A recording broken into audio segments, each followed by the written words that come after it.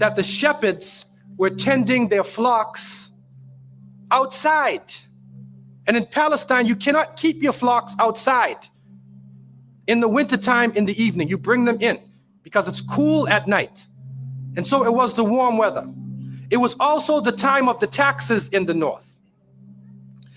In the story coming in the Quran, when we see the mention in chapter 19 in verses 24 to 25, and we see the mention of the story of Mary, because it is the belief of the Muslims that Maryam, may Allah be pleased with her, was a virgin, and she had dedicated her life to the worship of one God, prayer and fasting, and by the power of Allah, that the Creator breathed his spirit into her, and she conceived Jesus. He said, be, and it is. She conceived Jesus, Isa alayhi salam, without a father, without a man.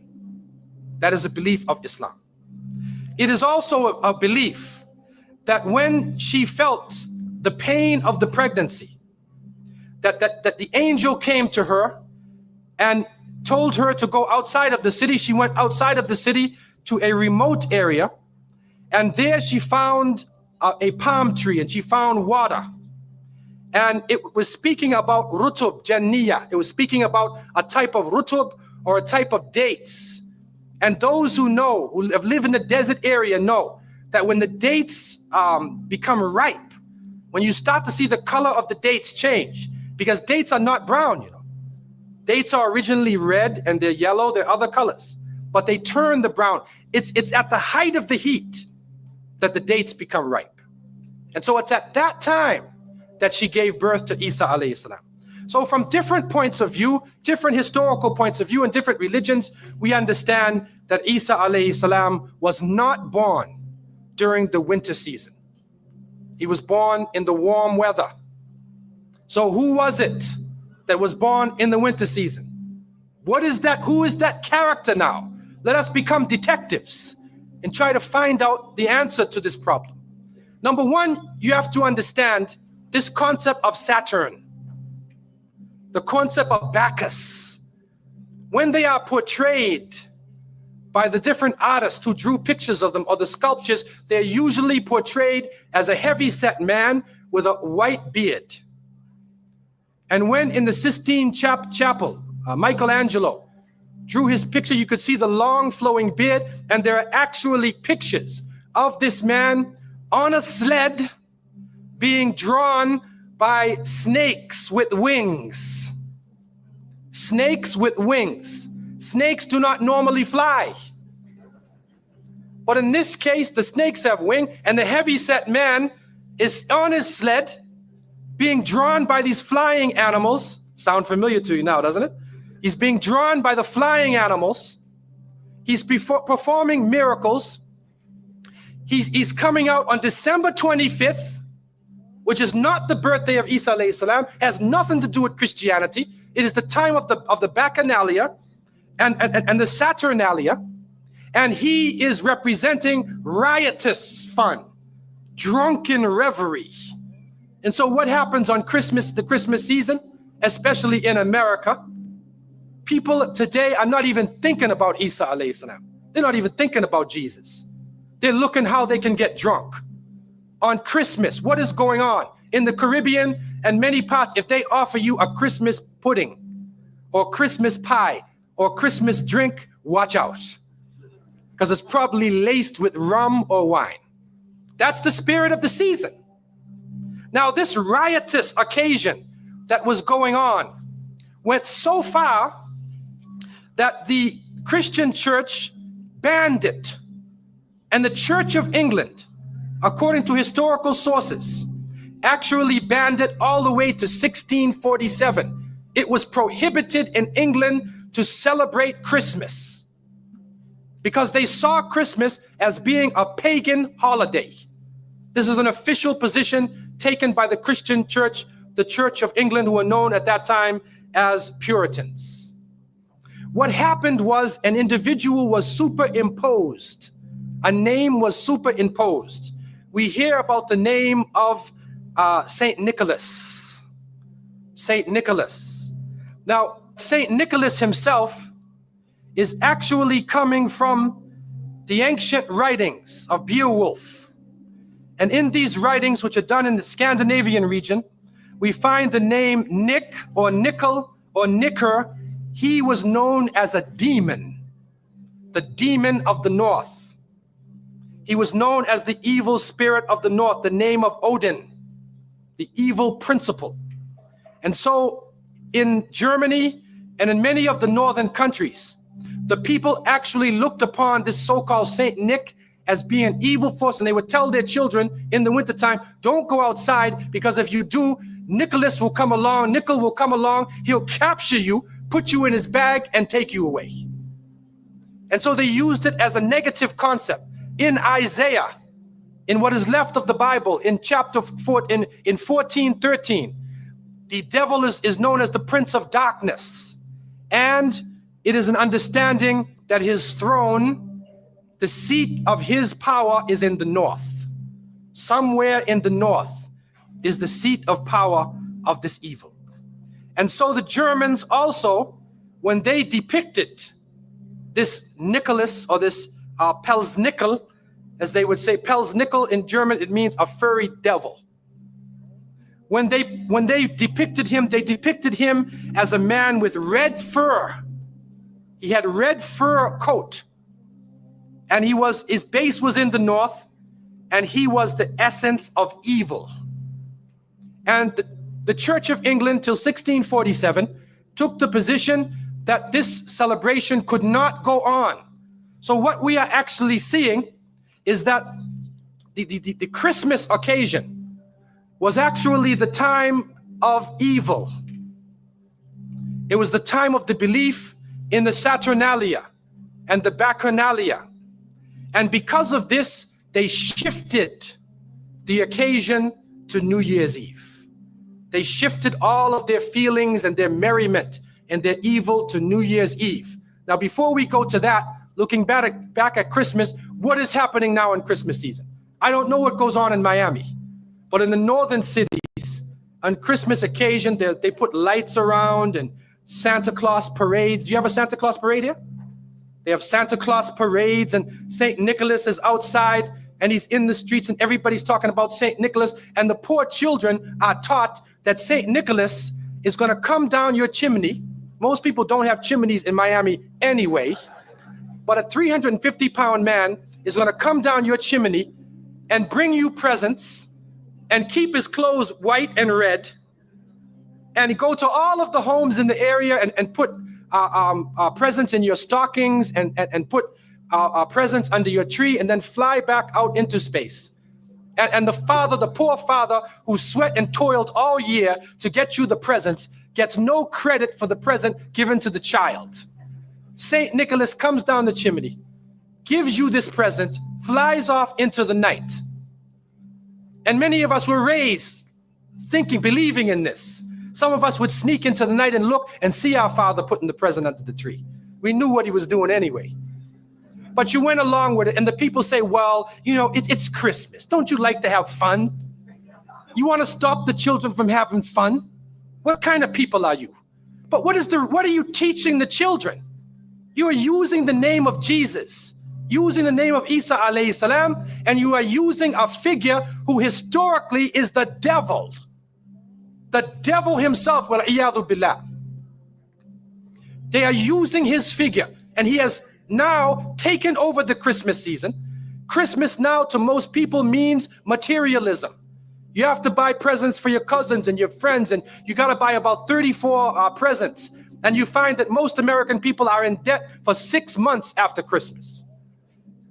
Now, where is Jesus? You get drunk, you fight, you lose all your money, the stores raise their prices. Isa alayhi salam is described as a very humble person. Most of the time he didn't wear shoes, only 1 or 2 changes of clothing. A very simple person, eating very simple food, fasting most of the time. You see what is going on? There are 2 streams now, a stream of polytheism, a stream of monotheism, and now the polytheism, the materialism, is overtaking the monotheism and standing in the way. and taking over our society. And some foolish Muslims coming along from outside of in their country say, well, I just want to be an American. I want a tree too. So I said, one of the brothers said he had a Christmas tree in his house. He came for, I said, brother, do you know what the tree stands for? He said, no. Okay, I'll get a palm tree with dates. I'll make it halal, a halal Christmas tree. But brother, you have to understand what it means. You have to understand what it means. Number one, the Prophet ﷺ, when he spoke about, he talked about ar-ruqya, wa tama'im, wa tiwala. He said all of these things are shirk. That if you hang amulets thinking that this ta'weez or this amulet is going to protect you from something, then you are actually giving power to the creation of Allah and taking it away from the Creator. If you think that by making some spells, going to a magician and asking them to put a spell on someone, you want to get married. So you go to the Sahir and say, put a spell on Ali, I want to marry him. Put a spell on Zainab. What kind of marriage are you going to have if you go to the magician? And so the Prophet, peace be upon him, named all of these things, the superstitions, the amulets, all of these type of things are the other stream which goes away from monotheism, from the belief in one God, and takes you into another religion.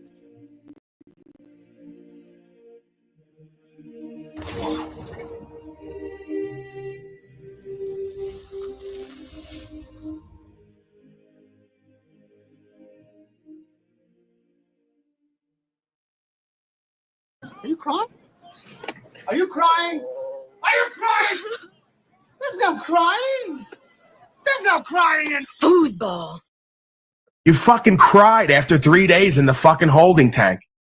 Looked like a fucking pile of wet rags at court. You should see how I showed up to court after 3 days in the box with the light on. Please, is there anything I can do, sir? Please. Does he look like a bitch? What? Don't do this to my wife, man. You don't know what you're doing to my family, man. Does he look like a bitch? Sir, please don't make me sleep in jail tonight, sir, please. I'm begging. We're not criminals. They're gonna make me sleep in jail. Continue. You were saying something about best intentions? Josh has never been arrested for recording. Okay, so that's him getting arrested, and then his friend here makes a phone call that I want to touch on. Oh, really? So I love this game. Oh, really? So we have like corporations running around calling themselves policy enforcements, municipal corporations, municipal courts, and they're doing their own thing. But you're watching me, someone's watching you, and someone's watching them. And they're watching me do nothing wrong over and over again. Continue doing what I know is true and what's right with a conviction in my heart, not doing anything unlawful. Your policies and codes don't matter to me jurisdictionally. And I look forward to a day that comes where you just cut all the bullshit with yourself and everyone else around you. I just may be one little piece of a bigger story here. That's fine. I'm in my lane playing my role and position. Pauly boy's like a modern day soap hero because he just sticks to the same story and keeps doing what he's going to do. God get damn him it, alone, he don't change. There's a bigger program and plan happening here. What they call the white hats. Yeah, I'm one of them. Nice to meet you. There's a standard of truth that has to be hit here if you want my respect. If you don't hit it, you don't get it. Everyone knows where they stand with me. Knowledge of self is knowledge of the universe. I don't need to know other slaves who don't know themselves to know myself and therefore know them in the universe. You got to do and be something to get it. You don't see where the self-control, the responsibility, accountability is at? So I love this game. Nobody's going to bullshit me with their excuses. I've been as low as the lowest life out there. So you're not going to bullshit me. If I could make transcendent, transformational change in myself and in my life, well, then anyone else can do it. This is about self-reflection, self-awareness, self-insight, self-actualization, self-realization. If you want that, you'll get that. I'm not on some egoic timeline here. You know, and life is what happens in between making plans. So, you know, I've been planning and hitting goals on certain levels within myself and outside myself. At a certain time, 3 to 5 years from now, right? When I'm in a different situation, I'll have different opportunities, I'm sure, come forth. An option. If not, oh well, I surrender that as well, right? Love who and what you are and what you're becoming, and your fate, right? Your path in life. So do your best to choose a fate that you can love. Greetings, ladies and gentlemen. Merry PIMPmas. I am your Bacchanaceous Saturn alien red hairy creature for the day. Could have been anywhere in the world, but you're here with me while the rest of the world does their Satanism and deception and inversion land celebrations like they always do and tie it to a spiritual, metaphysical, metaphoric understanding that they're not living most days out of the year. And then further blaspheme by stuffing their face with intoxicants. You know the story, Mr. Brian O'Shea. I don't have to belabor the point. What say you on any of this? Your thoughts, emotions, actions, inactions, sentiments, historical precedent, whatever you wish, sir. I had a convicted murderer on my broadcast earlier. Oh yeah, what? One of the O'Sheas family reunion. It's one of the kids from the neighborhood. That shit back. He did 24 years. Yeah, I saw some of that. I checked in on your slave cast. Your boy's got that prison skin. Got that yellow sort of gray tinge to it. That was the guy I'm suspecting that you were accused of ratting on. No, he's one of the rats. He was on the scene of the murder, and then he ratted on everyone for less time. He ratted and still did 24 years? Yeah. How does that work? He could have got life or the death penalty, so he made a deal for 50 years to get out in 25. Okay. Thoughts on that, I guess? That's wherever you're going with that? Yeah, I don't know. It's just interesting bringing some of that stuff up, having a conversation. The conversation ended up going towards faith. Sort of his thoughts on faith, my thoughts on faith. So I thought was interesting. I was kind of giving him the business, like, the fuck, dude, you got locked up for 24 years and you still don't understand faith? I noticed that while he's out of prison, technically, as far as the institution, he's still got a captor over there, because as soon as that bitch came in the room and said, such and such, presence, whatever, he was like, gotta go. This is what amazes me, and forgive me, because I am a Bacchanaceous Saturnalian red furry creature, so it is possible that I am potentially pure evil incarnate. Many have told me that online. That is something to be considered, but I get a little bit off-put when I lay eyes on someone who looks completely defeated, disempowered, uninspired, just kind of playing house, going through the motions. Did 24 years in a cell with himself and supposedly God, and still can't figure out what to do next. But then when that woman comes in and says, oh, it's slave, miss, and this is the thing, you bitches, excuse me, I'm not all of you. This isn't all of you. This is just for the ones it applies to. And just because it's slave, miss, don't think that I'm going to hold back today, okay? Probably going to preach and pimp a little bit more, ironically, interestingly enough. You bitches don't even give a fuck about the fact that that guy just did 24 years. You didn't ask him how he felt today. You didn't ask him about 24 fucking Christmases in the joint. You didn't ask him about anything about him and what he's feeling and what his life entails. No, it's all about you. It's all about the society. It's all about your furry socks and your garbage. And that's exactly the point, right? So while that guy is disempowered, disenfranchised, he's got yellow-gray prison skin. He doesn't know, obviously, who he is and where he is, essentially. Has no get up and go. Is now a captor of some woman, because this is what they do. When they don't have God and truth and purpose in their life, they go, my family. And 3/4 of their fake ass family doesn't give a fuck about them, what they're thinking, what they're feeling, their life experience. It's, hey, Junior, show up, get on the X, and play house. And that's not a real life relationship. That's not a real life live. That's not a real journey to completion. That's not a solutions-oriented life and lifestyle. Okay? So forgive me for being the party pooper. Very loud music today, Brian. On my end. But yeah, I can't help but notice that on days like this, when they all claim this is supposed to be some experience of higher consciousness and awareness or spirituality, how so many folks are just okay living more than ever in ignorance and arrogance and false selfism and worldly wayism. I mean, again, it's like, Why am I this is where you can clip this out and make a joke about it. Why am I a better wife? Because it's not about being a man or woman. Why am I a better wife, in a sense, to that man than that own goofy bitch who called him out and told him, get off of whatever you're doing. I don't give a fuck about you and your inner space and what you've been through. We got to go play house and play games, and fantasize and do Krampus celebration. Why am I the one that has to look at that man and say that man it needs more in his life, that he needs a different perspective, that he's lacking, that he's disempowered and disenfranchised, and trying to take control? Is this him right now, Mr. Brian O'Shea? That's him. Yeah. That's the guy. William, please forgive me if I'm projecting onto you because I've had a very traumatic and tortured upbringing. Then just let it be that. But I'm speaking. I love it. I fucking love it. He can see how lit up he is now. This is the most animated I've seen him all fucking week. This guy. This is what I mean. They say Paulys evil, Paulys negative, Paulys not going along with the slave celebrations. Paulys an inspiration to people like this who just did 24 fucking years and don't want to hear your bullshit and don't want to play games and don't want to fantasize and don't want to be like disempowered because you completely overlooked me and my experience. These are the same people who then turn around and say, he's so narcissistic when he's going through some stuff, right? When he's working it out. Apparently I'm on the ball here. So right away, I've been so beaten down and taught in my life to not speak the truth that I right away went, oh my God, he's here. Did I do something? And he's like, no, I love it. Cause I'm now telling his story. Go ahead, Mr. William. Do you have any thoughts, questions, comments, concerns, experiences that you want to put forth here?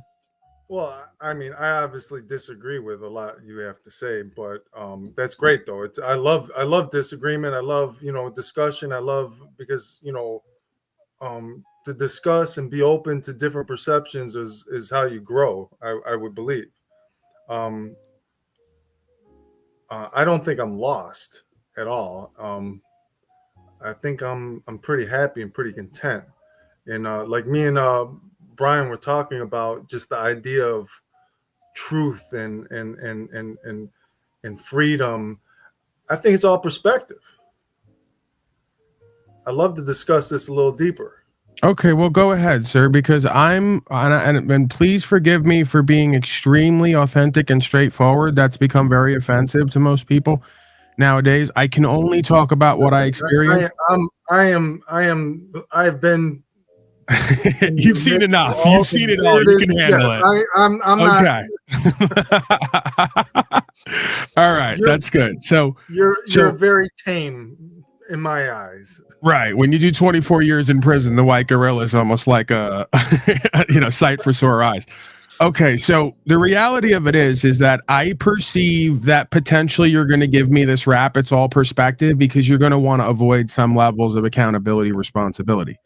And I'm going to also say yes and no. And then you give me your experience and how it relates. Because is it all perspective? Yes. Oftentimes I'll say you get to receive what you perceive. It's a takeoff of a bit we got somewhere else. You don't need to know that. The point is, a perspective isn't reality all the time, but perspective will generate your reality, if that makes sense. And then we have to try to find some objective alignment with what is. So let's start off, as you said, you're interested, rights, freedom, principles, spiritual faith, perspective. Give me what you got. With the understanding that I get from you guys, you have the belief that you could travel freely anywhere, and it's your God-given right to do so. Well, it's not a belief. These folks in costume are service providers, right? They're here to serve men and women of the people. They're not here to tell us what we can and can't do. Does that and you're willing to fight the system for that belief? But I'm not willing to fight anyone. I don't need to fight anyone. I've been to court over and over again. I've got every case dismissed. I understand the law. I uphold it. There's a dual jurisdiction here, common law / constitutional contract law, if you want to call it law, and the idea of the public safety clause in the Constitution. So I'm one who actually knows the law. I know myself. I understand universal law, and I understand codification of that, and I understand public safety clause. So I actually have real world experience navigating the matrix of courts over and over again to my own success, if you will. I don't consider it a success. I consider it upholding the law. Go ahead, sir. Before I go on, I want to say humbly that at any time I could be wrong. I don't, I'm the type of person that, I'm trying to learn. I'm trying to understand different angles and perceptions. I don't Perfect. ever hold myself to the absolute truth. I think the best way for enlightenment is to be able to question everything and take in new information and discard Absolutely. old information. With that said, the idea of traveling freely, I think to myself, can you travel to North Korea freely? Can you travel to Canada freely? Can you all over the world? Or is this just an American idea? Well, this would be sound based on universal law. Does that mean that these states that are basically group corporate endeavors all subscribe to the same understanding? Not necessarily. Would we ever know if we could do it if we didn't try? No. Would we just listen to what everyone else says? Yes. Would we go and take the worst story ever and make that the norm? Yes. That's what we tend to do. So I'm not necessarily claiming that this universal law holds up codified with the corporate endeavors we call countries and states anywhere other than common law lands. And even on the common law lands, as we see, the corporatism, the fascism, which just means the merger of state and corporate powers, has overtaken the common law and the law of the land, at least in common practice. So is it a universal law and right? Absolutely. Is it observed by most what you would call countries? No. Is it even observed by most countries at this time on the ground, right with cops on common law lands? No. Does that mean it's not real? No. Does that mean it's not part of our culture and history and genetics? No. Does that mean that it's not part of what I believe and others believe we're here to do at this time now more than ever? Because again, it's not about traveling freely. It's about the whole package. It's about the idea that if humanity is not respected and the dignity of the individual and integrity is not upheld, then we are going to get less and less free. We're going to get less and less prosperous, and we're going to be less and less actualized, realized, and happy, as the last 4 years, I believe, has shown. Right. Okay, and let me say that I totally agree with you guys on the core level of a human being that we should have the right to go freely on this planet wherever we want, and because we do have that right. We do have that right. I do agree with that, like that fundamental core idea, but we live in a collective consciousness. We live in this, all the like these tribal communities, and these tribes have laws, and these laws you have to abide by them or there's consequences. And that's the whole purpose of a spiritually faithful path, is that if one does not embark on the faithful path of trusting their gut in Scandinavian means God, it means we have the sense of God within each one of us. If we do not trust that, and we do not go in faith and trust in equity and do what's true and what's right and uphold this law, then the codifications will overwrite that.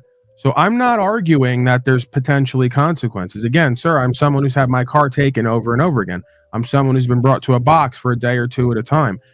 Ultimately, though, the court has upheld every time that I have a right to travel, that I don't have to wear a slave mask, that I don't have to follow any of these statutes, policies, and codes that are advisory. They're not compulsory, regardless of what the citizen slaves and these servants believe, right? They have a set of beliefs based on their limited experience, and they hold that that's the only experience that could be experienced here. And I'm saying I've had something different over and over again, not only myself, but many folks with me. And it's going to work until it doesn't. That's the way I don't know what that means, sir. You're presuming that I'm an outcome-based individual, that I live like a slave based on fear, that just because I don't get my way or the way upheld, that it didn't work. It works because I work it. I'm not here to get results. I'm here to be the most real and the most faithful, regardless of how that ends up, just like Jesus. Who's Jesus? Who's Jesus? The character that this whole society was created off of, essentially. Christmas, birthday. The whole reason, according to these people, why we're here today, giving each other a bunch of garbage. I'm not doing it, but I'm sure you all are. Instead of embodying the Christed spirit. See, that's corruption, right? You got to look within to find the corruption, because as within, so without, as above, so below. The reason you're living in such a corrupt land, surrounded by corrupt people, is because you and others are corrupt. You're not living in trust, equity, and faith. You're not doing what's true and what's right. You're not upholding the law of this land, and you're making excuses based in fear for why it's okay to go along to get along. That's the absence of faith. right? So that's the one dynamic we're all experiencing here: fear or faith. One is There's- of God, one is of there's what you would so call many- the devil. There's so the many Satan. layers to this onion. I'm trying to figure out which part to peel. Start You know, peeling. there's an aspect of truth to everything you're saying, but yet there's also an opposite that it needs to be dissected in so many levels. You know, I'm one that believes in, you know, a source or a God, but I believe that we are all one and connected to this source. I don't believe in the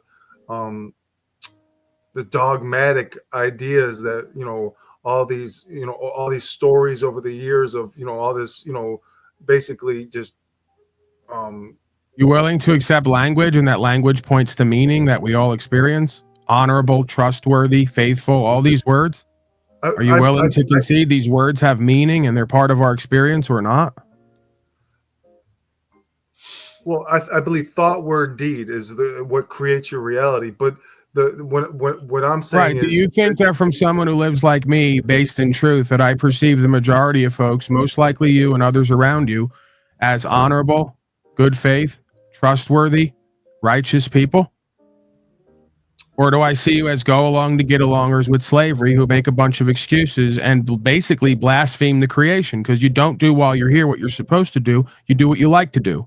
I think that's a belief system. I think you're It's trapped not in a based in belief system. reality. That's described and experienced and based on a you weren't here the last 4 years when everybody did what you're saying that we should all do and put on masks and submitted to tyranny and got a bunch of vaccines that made everybody sick. You weren't here for any of that. Yeah, I was released right during it. Yeah. So it's part of our reality and experience, right? Are you denying that these words have meaning that point to our experience and point to why things are happening or not? Yes, but I Right. think So by virtue of the fact that each individual believes what you believe and live how you live, you created the last 4 years. Again, I think Thought, word, emotion, action creates our reality. You all believe the same shit. You all do the same shit, and you all create the same reality for all of us. There's also a collective consciousness, and I think we're off track on What does that mean? There's a collective consciousness. Yes, I'm a conscious, aware being. Then there's a collective unconsciousness. That would be you and everyone else who lives like you. No, I think the collective consciousness is kind of like the herd mentality. That is what got everybody to go and do the mask and the. Did you do all that? I did the first shot. Yes, not after that. Okay, so why are you creating distance between you as an avatar creating a reality and everyone else? You did what everyone else did. I and others here didn't, because we're conscious and aware and we're willful.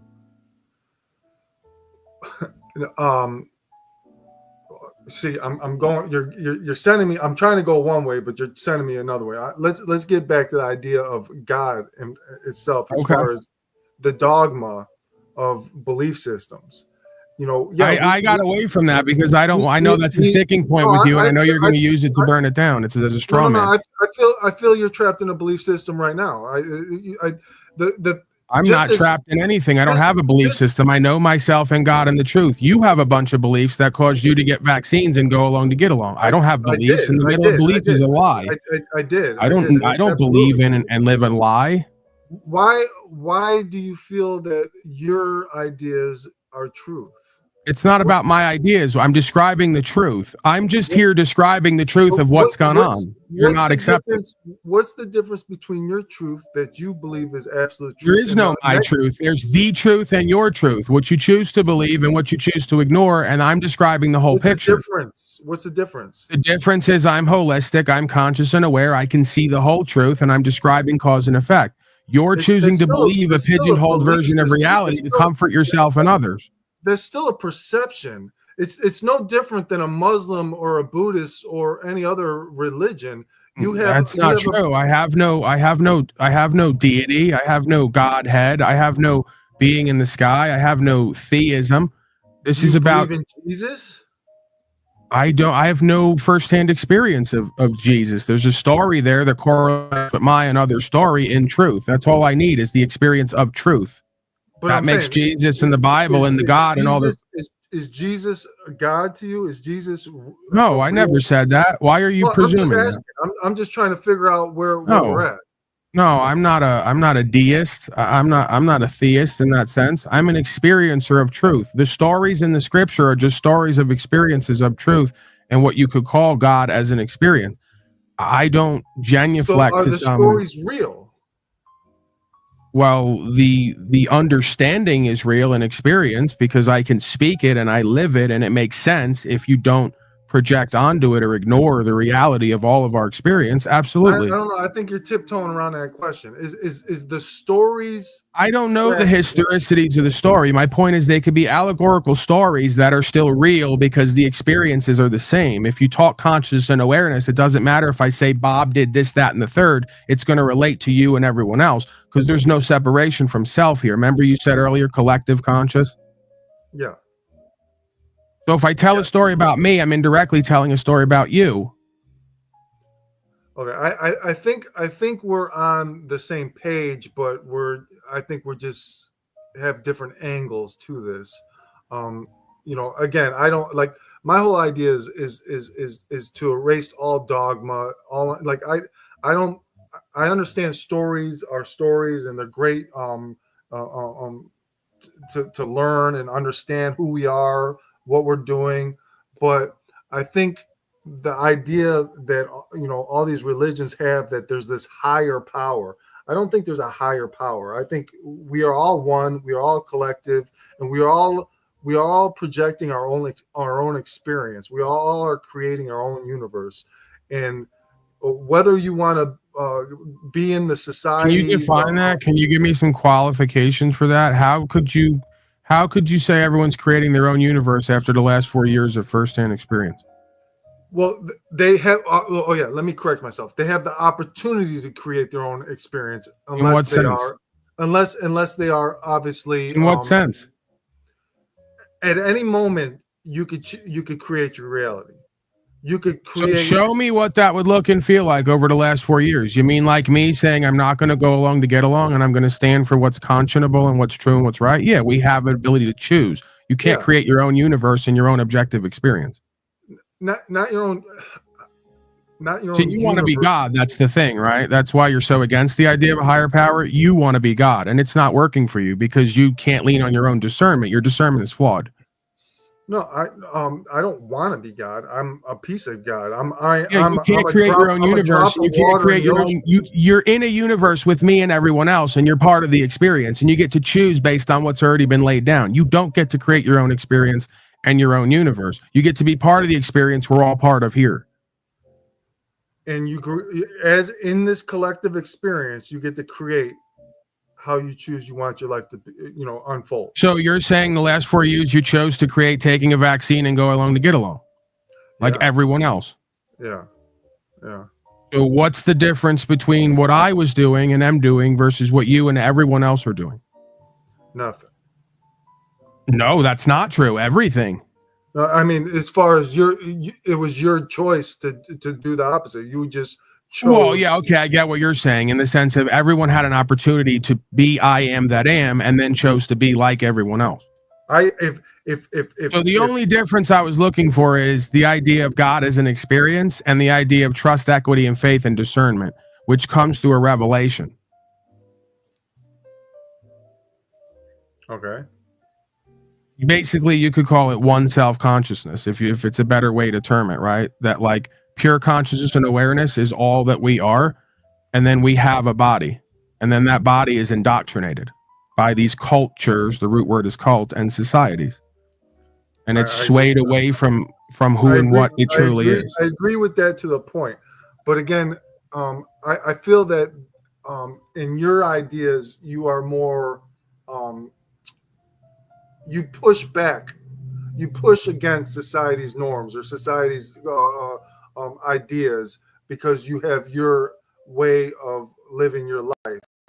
Like if you're a felon, you want to carry a gun. If you're, you're kind of going against the laws that man's trying to lay upon us. Codes, policies, and codes. Those aren't laws. Or what? Yeah, or however you want to say it. I'm saying in my perception, I feel like, yeah, I could do the same thing. I could take that same path, but I prefer to go with the flow. Okay. And you prefer to do 24 years as well because you don't understand the true law and how to put that on record and actually have your status and standing upheld. I believe the 24 years I needed for my personal growth, and I'm not. How have you grown? Huh? How have you grown if you're just like everyone else, though? I don't think I'm just like everyone else. I think What's the difference between you and the average person over the last 4 years, especially? What's the difference? Over the last 4 years? I'm saying as a simulation, like how we put whatever we're saying to the test. Just the last 4 years specifically, how do we denote that you are not just like everyone else? I will say that for me, you know, I just objectively, not for you.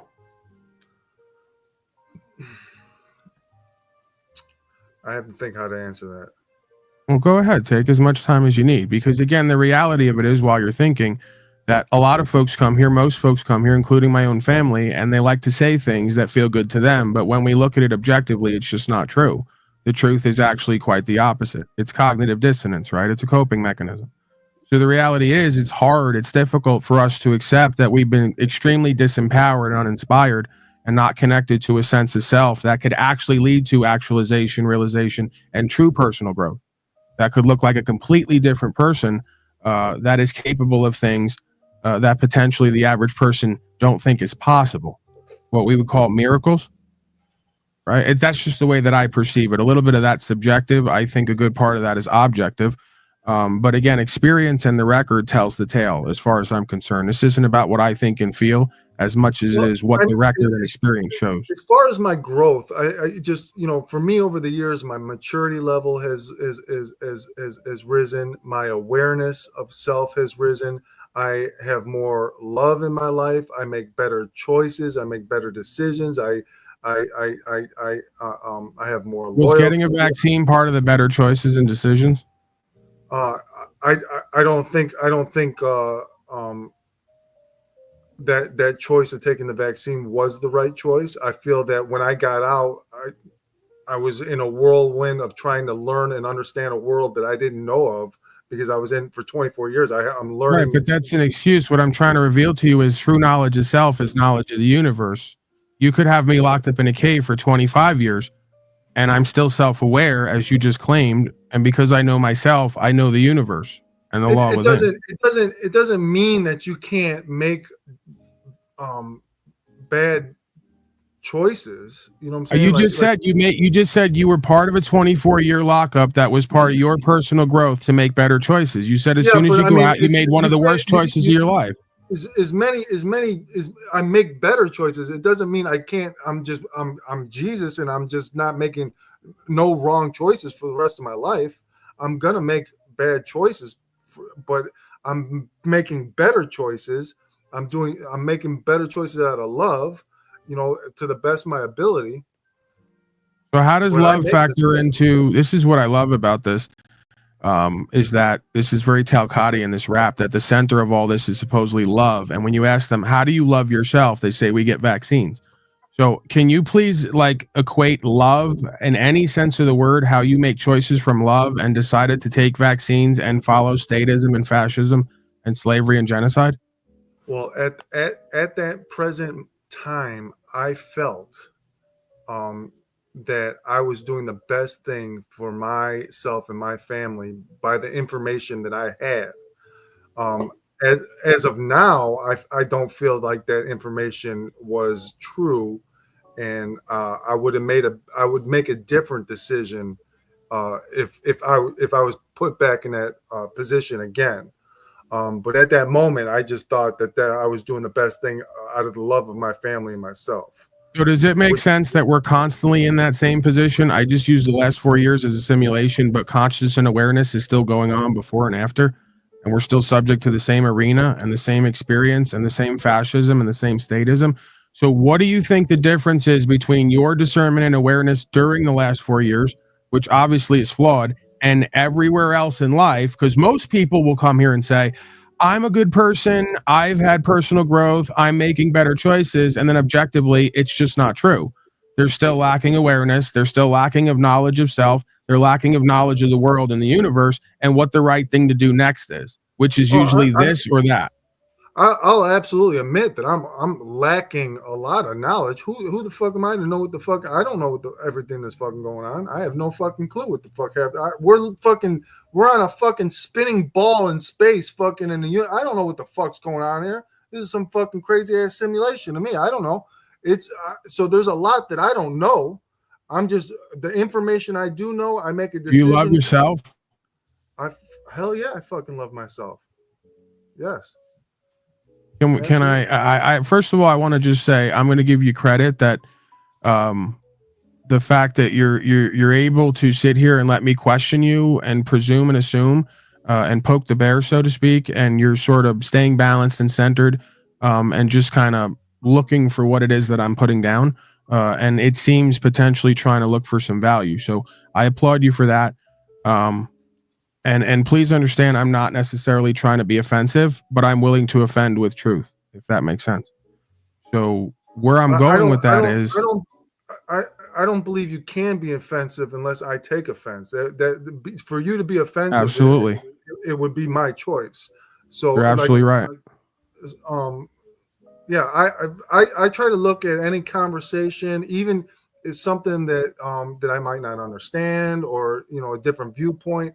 I try. That's part of your better choices. Yeah, is probably exactly. where we could point to for what you said before, as far as part of our better choices is choosing to be able to sit with or challenged on our truth and how we live, and not become reactive or take it as an attack or be violent. Right. So I presume in a past life that might not have been the case. So I applaud you for that. Personal growth and change, because I see that. I'm just acknowledging that, right? That I'm not like overlooking the whole aspect of who you are and your experience. I'm not invalidating that, right? I can't, even if I tried to, right? It's your life, it's your experience. You validate that or invalidate that. I prefer the experience to validate or invalidate that. And that works for all of us, right? I'm on an 11-day fast here, no food, because I've been a fat, diseased fuck for a while, right? And it's been a long time since I've cared about myself and loved myself enough to take care of my vessel the way that I should, to do what I have been revealed here that is my purpose and meaning to do here, right? You're on 11 days. The longest I did was 7, and that was obesity for me. That was really hard, but I did 7. I'm finding it rewarding. 11 days. 21. 11 days. I'm sure you're floating on air right now. Yeah. There's a bit of an enlightening, if you will. I feel really kind of in the presence of that thing we call God as an experience. I feel kind of very much in alignment, very much centered and sort of balanced, I guess you could say. I'm finding it rewarding. I'm finding it healing, it would seem. Time will tell. So, you heard what I was saying earlier, and of course I was throwing in some expletives to kind of trigger. I do trigonometry here regularly. This idea of a woman, right? A woman in our life and us thinking we're in love or having love, and maybe even to a degree feeling that, right? But oftentimes we run into some tests and challenges, right? Some miscommunication, some misalignment. So that's part of why I was asking you that, because I was perceiving what, again, just might be my analytical mind picking up on what I would term to be power games, right? And again, this is just for most people polite social graces. For me, I call it power games. So do you see any of that? Do you feel any of that? Is that part of your experience, or am I projecting that onto you because I want to be right, or because my experience has to be everyone else's? I think there's an aspect of that. But I think I kind of want it in my life. You're saying you enjoy the cuckery. 24 years in prison has got you to enjoy the cuckery. Well, I appreciate that. candid perspective. Okay, so then I can't argue with that, because again, all we're breaking down here is, and again, I'm not meaning to be offensive, but I'm someone who values my freedom and, in a sense, individuation and personal choice, and sense of self-fulfillment and empowerment. It doesn't mean I'm disconnected or depersonalized from sharing love and valuing connection, but I'm someone who I'm nauseated by the cuckery and the power games, and I wouldn't allow it in my life for 3 seconds, because it's a testament of valuing oneself and respecting oneself less. And I think that there's a slippery slope there between true happiness and fulfillment and actually letting yourself be controlled by outer sort of people, places, and things, right? Elements. I think in a relationship is give and take. But in my relationship, I feel like I lead, and that's important to me as long as I'm leading. So if there's something I truly want or truly desire in my life, I'll lead. But also I'll give and take, because we're in a partnership. So, so it's a back and forth. It's a balancing act. Yeah, that's how it's balance.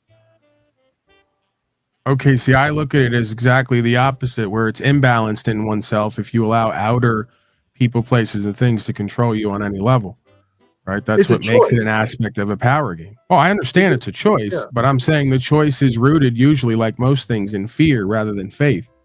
See, I'm contending that all the way down the line, the average person is living a fear-based reality, and it is the cause of all of their confusion and suffering and misunderstanding of what's actually happening.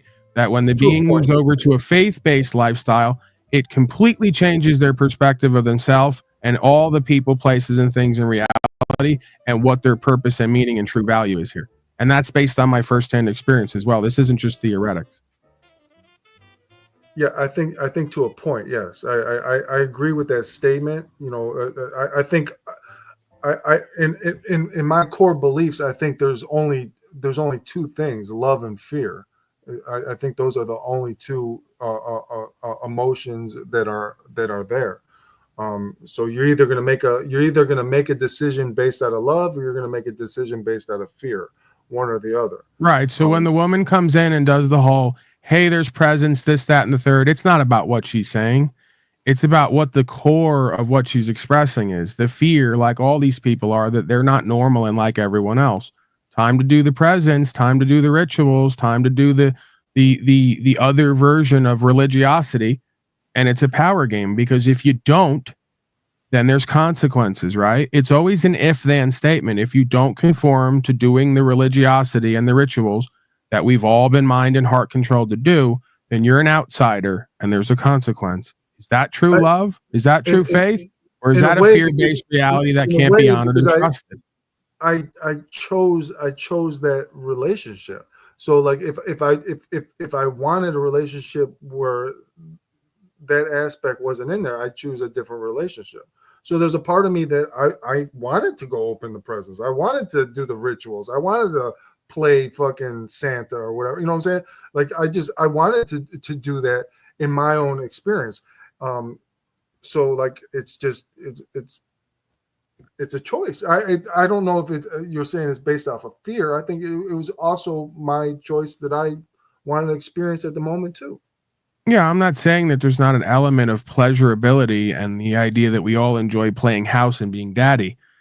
I'm just saying that when we really start to have a reverence for this archetypal fatherly state of consciousness that is based in ultimate truth and authenticity and is faith-based and based on trust, equity, and faith, not on the culture and the society and the playing house games, the sentiment and the import changes, right? What's important and what's real and what's truly valuable changes, right? And I contend gets in alignment to what really is, not what we want or don't want it to be. So I'm saying beneath the whole, we all want to play house and be mommy and daddy and do the ritualism, is a fear-based core. What is it going to mean about us if we don't? And I can hear it and feel it on the voices of these people. I've experienced it. I've watched them call me sick and evil because I wouldn't go along with their Saturnalian games. That's not true love and care. So I've had revealed to me that most of my friends and family don't truly love me and care about me. They don't truly respect me, at least at one point, because I was just like them, and they don't truly love themselves and they don't truly respect themselves. If they did, they wouldn't constantly be involved in nonsense and playing house and being involved in little games to cope. They would truly be communing with a higher sense of self, and they'd be sharing that with other selves. So you don't think it's possible for one to just choose to live in the illusion, to participate? Of course you can, and then you get the results of someone who chooses to live in delusion. Well, it's for like, so, you know, like I told Brian earlier, you know, I literally like have a mentality since I've been out where I'm just trying to enjoy life. I'm trying to go to concerts. I'm trying to smoke. I'm trying to fuck. I'm trying to fucking just you know, live life. So then your 24 years, in my perspective, was a waste. You did 24 years with yourself. But I'm doing it. I'm doing to it develop a process of trust, equity, and faith. And you now come out in order to say, let's rape the world and let the world rape me and call it a good time. Okay. And then at some point, when you get your fill of that, I'll still be here when you want to find true value, meaning, and purpose in your life that leads to fulfillment, not momentary pleasure and euphoria. They're not the same. See, you're still in the addict mentality. And guess what? The word addict, if you look at it and break it down, means AD toward diction, the word. So your best addiction, just like me, because I'm an addict as well, who went to jail as well, is to focus on the word of truth and the true living purpose and meaning of faith here. Not to be in the same state of addiction that got you the 24 years in jail, which is raping the world and letting it rape you and all the people, places, and things in between with it. So I asked you, and just a serious inquiry. I'm trying to figure this out. So the act of, you know, going to work, coming home, buying tickets to a concert, you know, chilling out, you know, hanging. I'm asking you, is it fulfilling to you? It's about you, sir. It's not about me. Is it truly fulfilling to you? Does it really make you feel purpose here and actualized and realized? Well, that's what I'm saying. I look at your eyes and I see a deadened aspect of you. I don't see somebody who's alive and inspired and empowered and actualized and realized. I see someone who's glazed over. I'm dead. You're dead to me. No, I'm not saying like that. I'm saying just not as empowered and enlightened and inspired and co-creative and fulfilled and on fire with passion as you could be. You're just kind of malaised going through the motions. Oh, to a point. Now I have everything I've said is ultimately true for all of us, and you keep saying to a point. What's after that point? Because you keep saying to a point on everything that I'm saying is objectively true.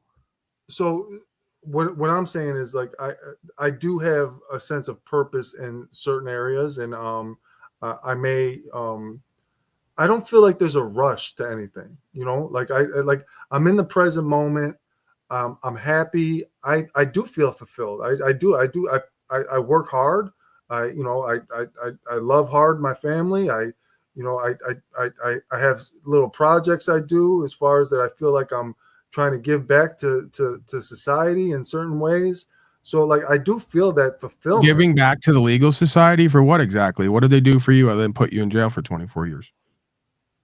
Well, I when you say the legal side, I'm just saying that's what the society is here that runs everybody. It's a legal society based on codes, policies, statutes, and corporatism.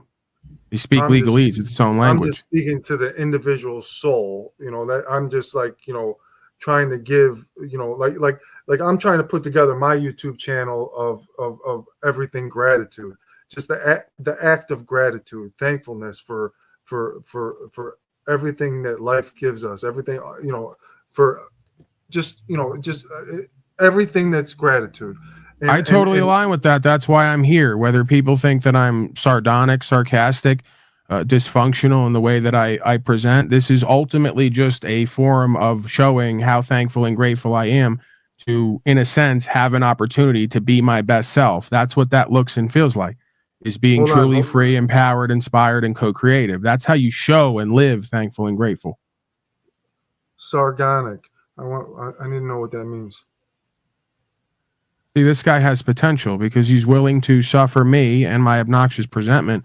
And he's also humble enough to be willing to look up words that he doesn't know the meaning to and not give a fuck about his pride and his ego. Someone like this has an ability to move into faith, trust, equity, and be successful because he's lacking in pride.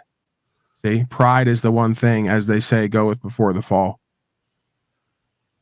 All right. That's a pretty good word. Disdainfully or skeptically humorous. That's me. I like that. Thank you, sir. I have a pretty expansive vocabulary due to all of my time, energy, and attention being put on cultivating a character that exemplifies greatness. See, that's what the word thankful and grateful means. Everyone forgot about that. You just missed that one. That the word is grateful, full of greatness. What does that look and feel like to you? I'll ask, right? Because I could tell you and show you what it looks and feels like to me. As you said before, true leadership, right? Being inspired, being empowered, being co-creative with the Holy Spirit, if you want to call it that. Just, we can call it conscience locally. Living a conscionable, honorable lifestyle. Yeah, absolutely. Yeah. Embodying higher self, not just expressing it, embodying it. What does that look and feel like?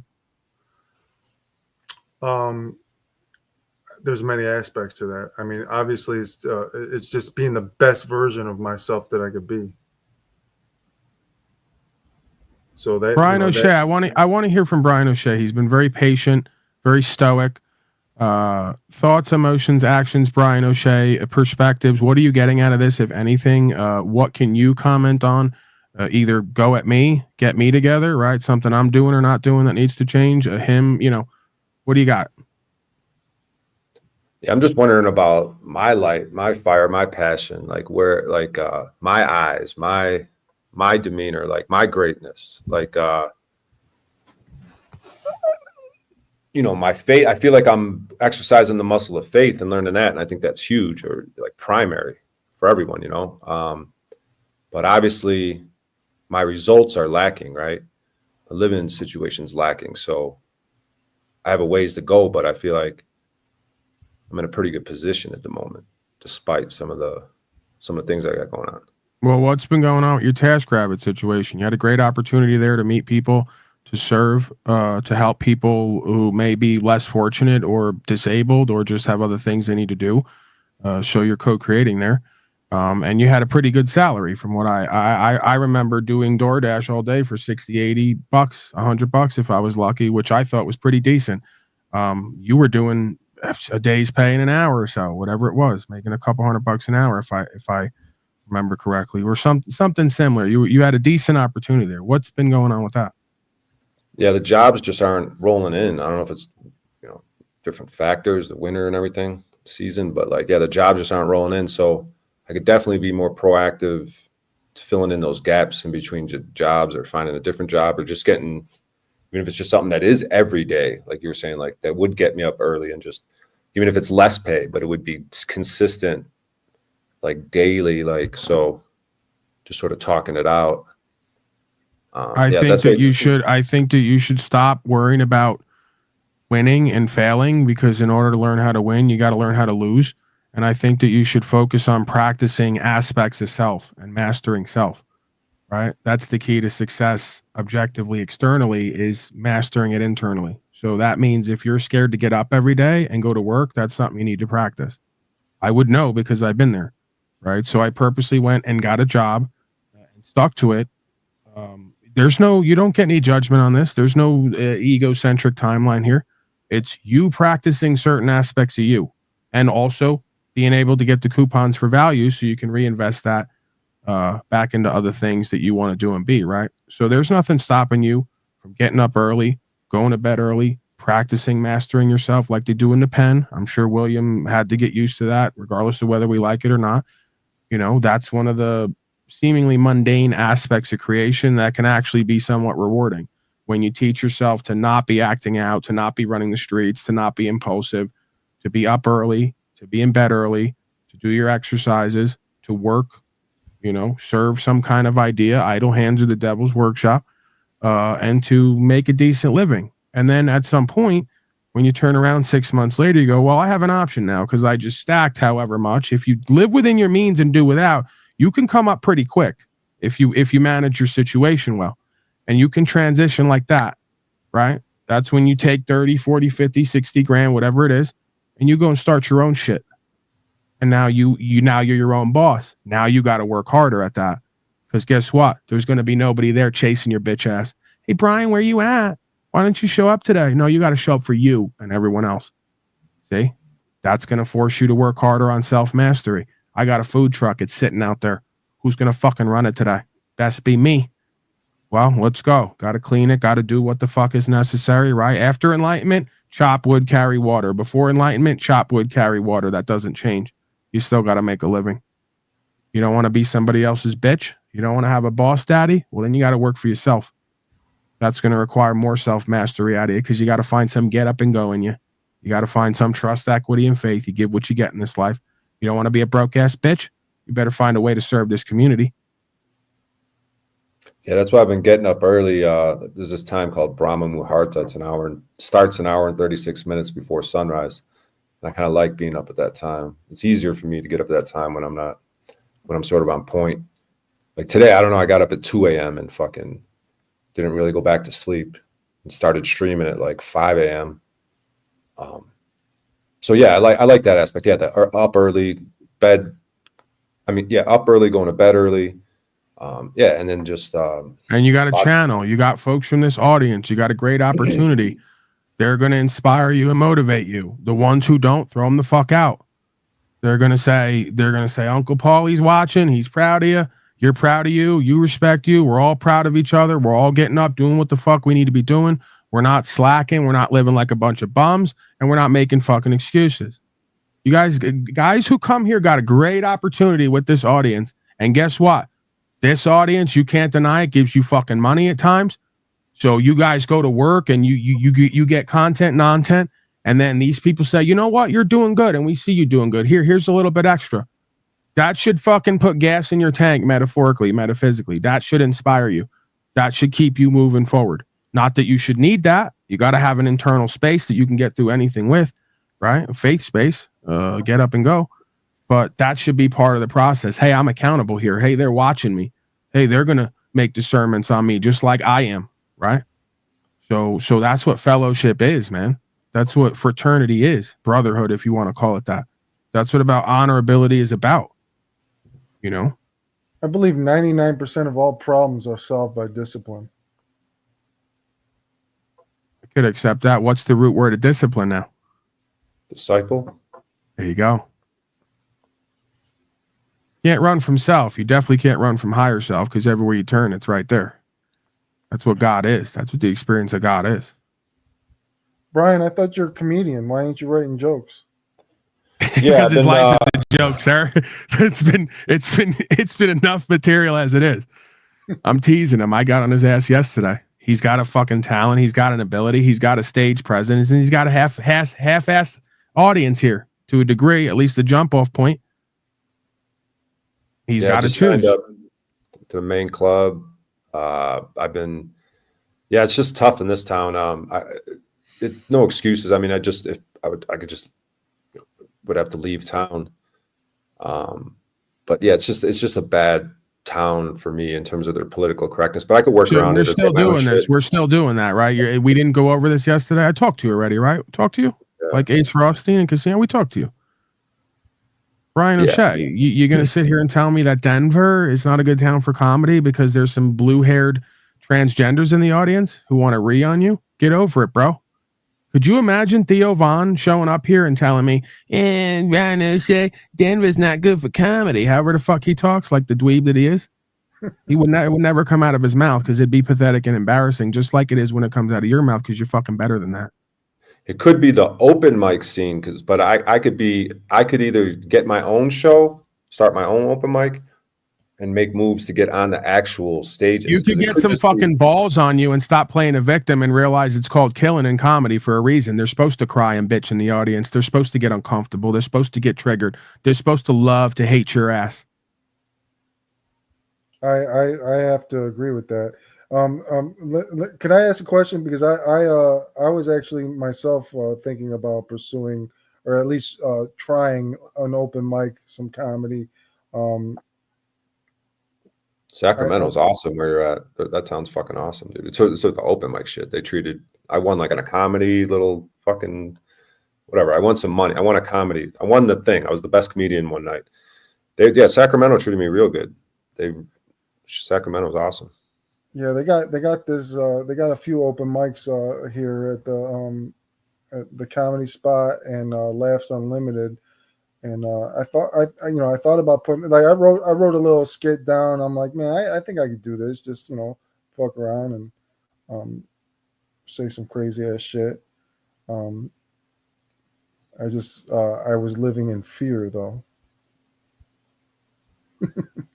How long as you recognize it, right? That's the main thing, man. Mistake is only a mistake to you. As long as you refuse to correct it, or till you refuse to correct it, then it becomes a choice. So guess what, bro? There's no separation from self. I do this here every day. I've gotten up to 30,000 views at times. There's some fear coming on here, but I got even more fear getting up on stage. So I respect Brian O'Shea for that, because he's willing to go up on stage and go past his fear and be faithful. I mean, and with no material. The guy's fucking, it's heroic. Get on stage with no material and bomb regularly. The sky's the limit for him now. This is what I keep telling him. Is he doesn't understand he did the hardest part over and over again. That's what Andrew Dice Clay does. He gets up there and just fucking bombs. Yeah, I do it here. I practice purposely bombing just to not give a fuck. It's a tool you got to have in the box to be able to go on stage or go on camera and be able to say or do anything and not care how it turns out, because you always get a chance to redeem yourself. There's always tomorrow. Oh, excuse me, gentlemen. I am a slave to coffee. I'll be right back. All right. He's already busted my balls back, right? He's already a little bit he feels a little tested and challenged. I get that. Nothing, a little sarcastic humor can't allow him to cope with. Thoughts, Brian O'Shea, before we go to the docket? We can transition to the docket here. You ever notice there's an ebb and flow to the bombing? Like one broadcast will be great, and then maybe the next day is a little lower. And then that puts fire in your ass, and then the next one's kind of great.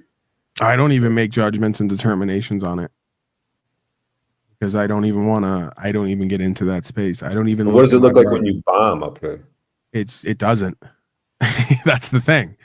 Well, you just said I'm too busy having a good time and playing with myself, in quotes. Imagine that.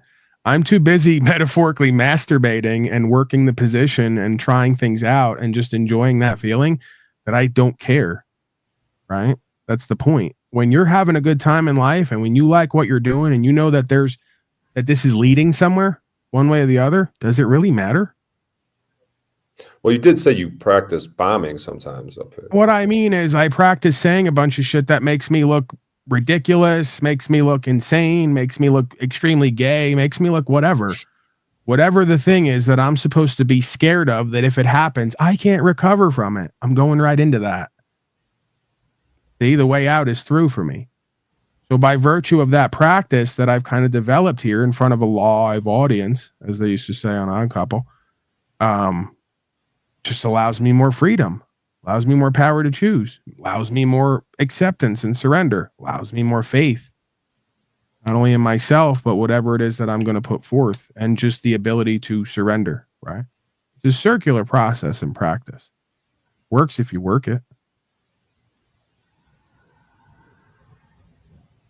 And you could figure it's helpful with the creative aspect, like to do that, because something right. The freer you are. No, go ahead. I mean to cut you up, but the freer you are, the more creative you're going to be spontaneously, because you're not worried about what it's going to be or what's going to happen. Just frees you up to be, right, to do, to express. And then that is going to lend to more authenticity. And then the audience could smell authenticity. They like that. Whichever way you're going with it, even if it's uncomfortable or kind of cringy, not specifically you, anyone, or as you're exploring the freedom and you're facing fears to delve into things, you realize, oh, I was afraid to act like this, but the audience seems to like it. Right. I've got that happened to me one time. I don't know what it was, if I was attacking them or if I was angry, and then they're getting with it. I'm like, oh shit, like I didn't. It changes the game. Yeah.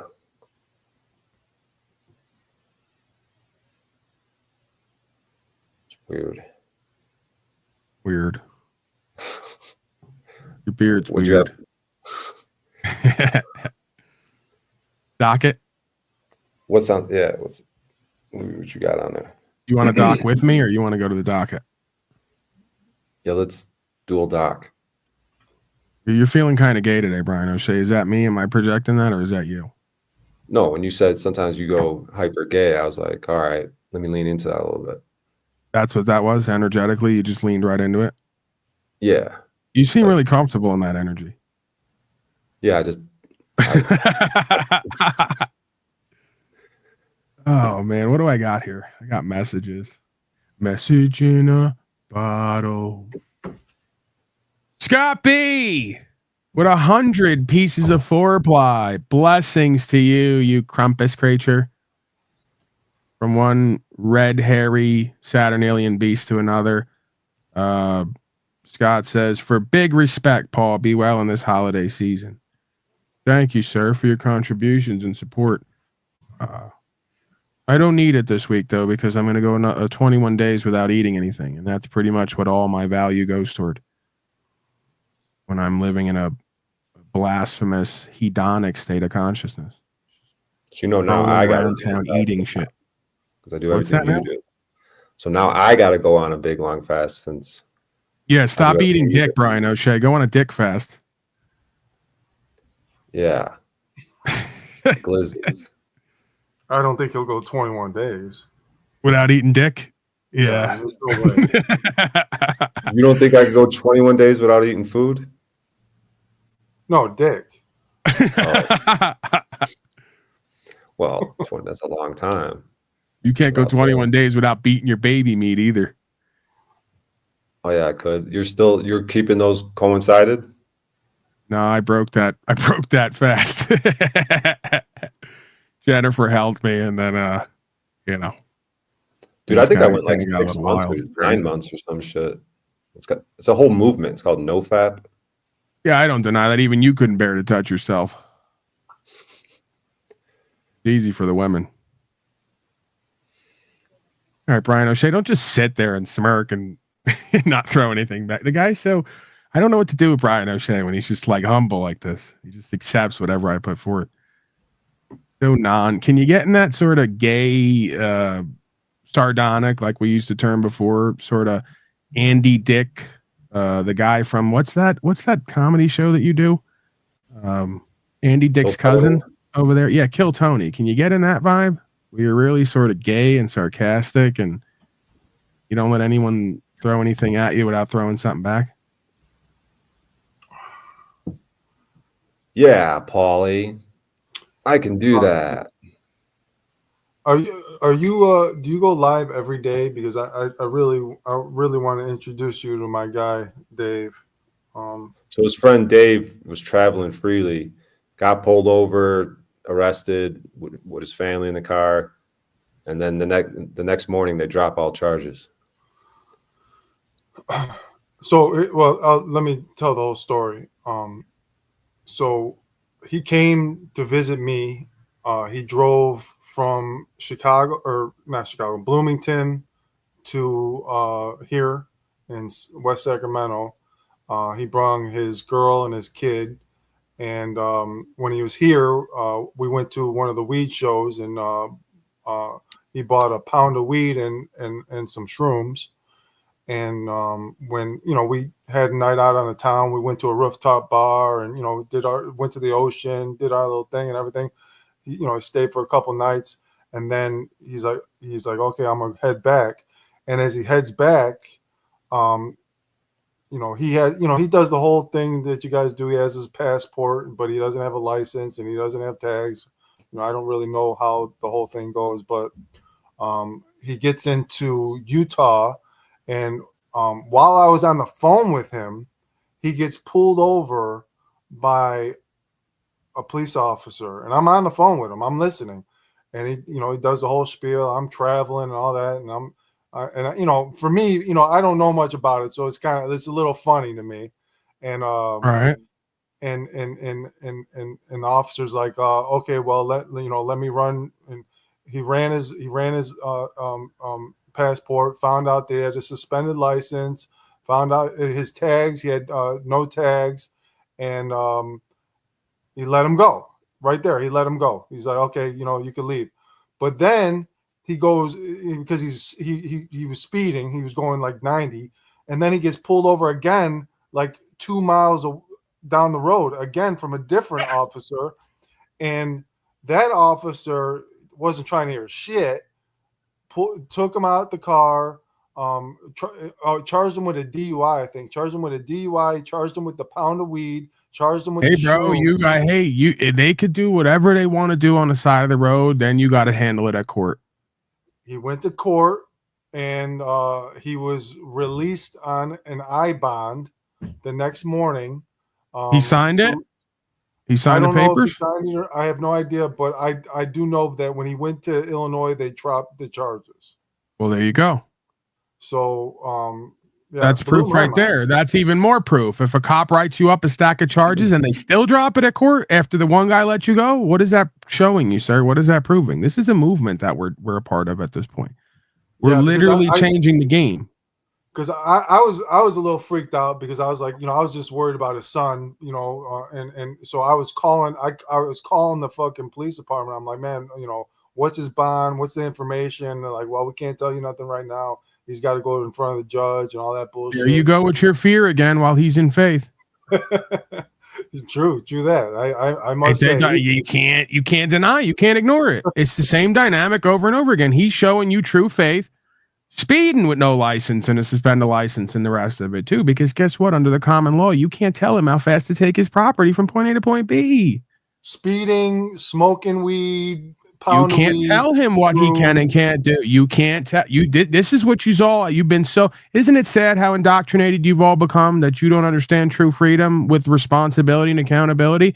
If he's not a direct threat to the public and he wasn't about to cause harm and in the process of a crime, you cannot advise him to do anything. You can advise him, but it's not compulsory. Now, does everyone know that? No. Does everyone believe the opposite? Yes. Will 10 out of 20 at least? No. Will 9 out of 10 cops most likely pull you over, take you out of the car, think you're insane, put charges on you? Yeah.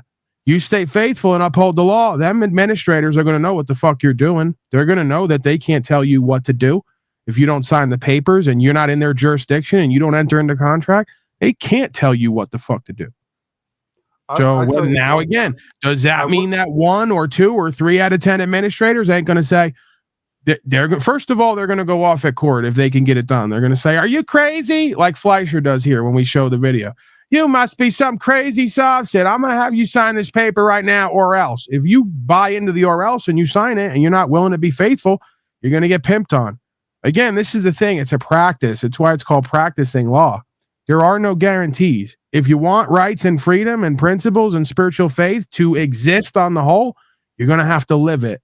If you want a code-based world where you got 10,000 codes and they're going to tell you how to wipe your ass and how to have sex at some point, that's the world you're going to live in, New World Order. It's going to get worse and worse. They're going to have TVs and cameras in your house at some point, like 1984 showed. And they're going to tell everybody what the fuck to do if you let it be. I tell you, that I would have never, in my belief system at that moment, if I didn't listen to it on the phone, I wouldn't have believed it because we were debating over the past. I mean, like when he did it a couple of years ago, and we were debating over the phone, and I'm like, man, come on, that shit ain't gonna work. And he's like, and we're just having a conversation, and because I just got my passport, and he's telling me, he's like, man, look, you need to do that. I was like, no, and I didn't listen to him. So like, if it wasn't for that, me being on the phone and listening to that happen, I mean, I don't. Right. It's the truth is stranger than fiction and what we've all been taught to believe, which is a lie. We're living a lie, and the truth is stranger than that fiction that we've all been taught. Right? That, wow, we have power. Wow, we have rights. I mean, you remember that in 8th grade. Remember back in the day when they used to say everyone has rights? Yeah, everyone forgot about that. But it still exists. This is still a country of and by and for the people. Still a common law land. Still will uphold the law, rights, freedom. No, I don't vote. That's a corporate endeavor. I'm not a part of that corporate body politic. I don't need to vote for a president, vice president, and treasurer to run a corporation. I contend that potentially if you vote and you contend that those people run your life or run your culture and society, you're in and of Babylon at that point. That's not for me. That's for them. Right. And what about what he talks about as far as the money that you are, how do they say? He says everybody has so much money on them that, or I forget. No, I gotta ask him. I forget how he said You're it. saying that everybody is X amount of pieces of four-ply in debt? Yeah, I think that's what it is. Yeah. Yeah, I mean that's a system that Do you have access to that money? I get what you're saying. You're saying where there's a trust that's been created and there's a certain amount of monetary funds, some form of currency, as it were, just stored there for our access. No, I don't live into that. I'm not saying it's not real and that we couldn't access it. I'm just saying that for me, because I'm somebody who, I've been a person in my life who's been lazy in the sense of I don't do what I know I'm supposed to or what should be done at times because I want to procrastinate and do less. And then somehow I think that I'm going to get what everyone else gets. That's not reality. So I've been forced to discipline myself and the sort of inner child within me. Ain't that living in fear that you talk about? What do you mean?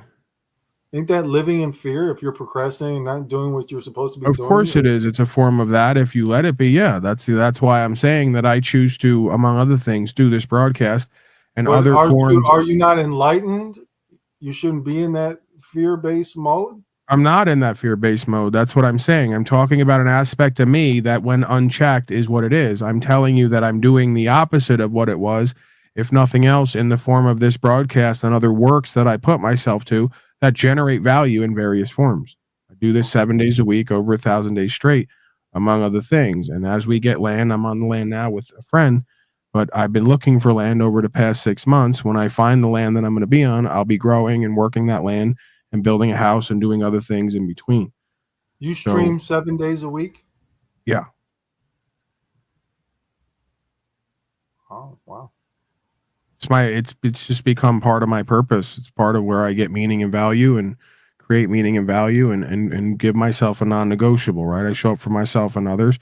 I could choose to take days off. I could choose to take time off. At some point I may do that, but I've at some point kind of dedicated myself to a non-negotiable because I find that when I do that, it keeps me motivated to be where I'm supposed to be and doing what I'm supposed to do and pushing past the uncomfort and the fears and, even dis-ease to show up for myself and others. So I get value from that.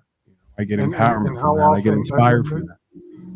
I'm just trying to understand the dynamics. Like, where does world famous Brian O'Shea fit in all this? Is he's your sidekick? He's your partner? He's just a friend? He's a fellow experiencer of this truth. He's somebody who came in one way. I think he's a different way at this point. I think part of that has been a result of our experience together with the truth. And I think that he's got, like we all do, more to be reminded of and to remember, right? To put the members of himself, the pieces of himself, back together in a way that he can reflect a higher sense of self, right? So yeah, there's no title, there's no status, there's no standing. He's just, a fellow experiencer and walking on this journey with me and others here. The traveling freely. Presenting himself at times, expressing authentically, entertaining, and just kind of adopting a character of service, whatever that service is toward, right, in the moment. Yeah, that's how I see it. Interesting. So, speaking of traveling freely in another aspect, when I was released from prison in Illinois, Illinois created a law while I was incarcerated, and that law states that anybody that is and will fuck your wife if you dare. Yeah, it's commentary about Brian O'Shea. It's a rather long yet short story. Brian O'Shea was literally dared to try to fuck somebody's wife, and he then went and did it. And it was a whole bit on the broadcast. We've had many experiences on the broadcast that Touche. are rather unconventional, orthodox, shall we say. So when I was released, Illinois created this law while I was incarcerated, and the law stated that anybody that is convicted of murder shall register as a murderer for the rest of their life, and you will be under these registrations of like almost like it's under like the sex offender Murder list. Yeah, murder list. It's a murder / sex offender registry, and you'd be stuck on it for the rest of your life. So I was like, fuck that. There's no fucking way in the world I'm going to be on this fucking registration. So I made sure that I left the state immediately as soon as I was released. I fucking got in a car and left into Indiana where they didn't have this registry, just so I, make sure I wasn't part of this registration. Now, just to be clear, it sounds to me like for various reasons that you just had your heart set on being on Indiana, that you didn't actually flee or elude from some official process. That's not what I'm hearing. I'm hearing that you very much wanted to be on Indiana for various reasons, and that's why you wound up there. I'm just putting forth what I'm hearing and experiencing. No, well, my original purpose was not to be under the registration. I didn't parole to my family in.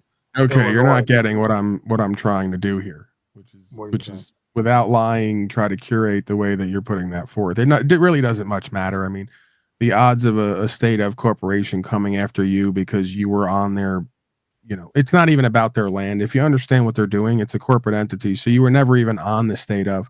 But I'm just saying there have been folks who potentially they could bring charges up against if they perceive it as you fleeing and eluding, right? Yeah. That may not apply in this case because of the list. It does apply in other situations. But I would just sort of, tongue in cheek kind of saying, hey, you weren't fleeing and eluding. You just really wanted to be on Indiana to live the rest of your life. I understand what you're saying. I understand what you're saying. It's just the way the law is written is. Hold on, I got to address my public. Sir, I went over this already. They keep yelling that I have Down syndrome. It's a cope because they feel really disempowered. Sir, I have up syndrome. My life is there's been nothing but up after a certain point, just better and better in various ways. But thank you for playing. These nuts. Thoughts on any of that? Down syndrome, up syndrome, everything in between.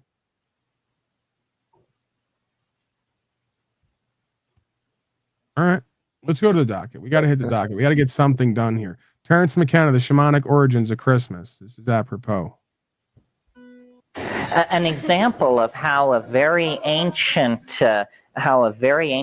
folkway can be incorporated into our culture without us even realizing it, and is provided by discussing Amanita muscaria. If you go to the Encyclopedia Britannica and you look up Santa Claus, they'll tell you that it has to do with St. Nicholas and it got started in the 11th century. But when you look at the Santa Claus story, it's a perfect mythologium to analyze from this point of view, because look what's going on with Santa Claus. First of all, Santa Claus's colors are red and white, the colors of the Amanita muscaria, for sure. Santa Claus lives at the North Pole. What does this mean? It means that Santa Claus lives at the Axis Mundi, where Yggdrasil, the magic world ash of Welsh mythology, has taken root. Santa Claus flies. This is what shamans do. Santa Claus is the master of the reindeer, the animal most associated with the Amanita muscaria. Santa Claus is aided in his work by troops of elves. And what is the work of Santa Claus? to build toys for children. Remember the DMT thing saying, look at this, look at this. Well, those were off-duty elves, clearly. So here are all the motifs. And I believe that for children in our culture, that all the Christer stuff is not what Christmas is about. Christmas is about standing in front of the tree on Christmas morning with the gifts arrayed and the twinkling lights on. Well, that tree is the tree that the Amanita muscaria forms its symbiotic relationship to. It's always spruce or pine that it has a mycorrhizal relationship to. So the number of motifs relating Santa Claus to a cult of Amanita muscaria, there's almost nothing but relational motifs there. And yet if you suggest this to people, they just back away in horror, you know. Well,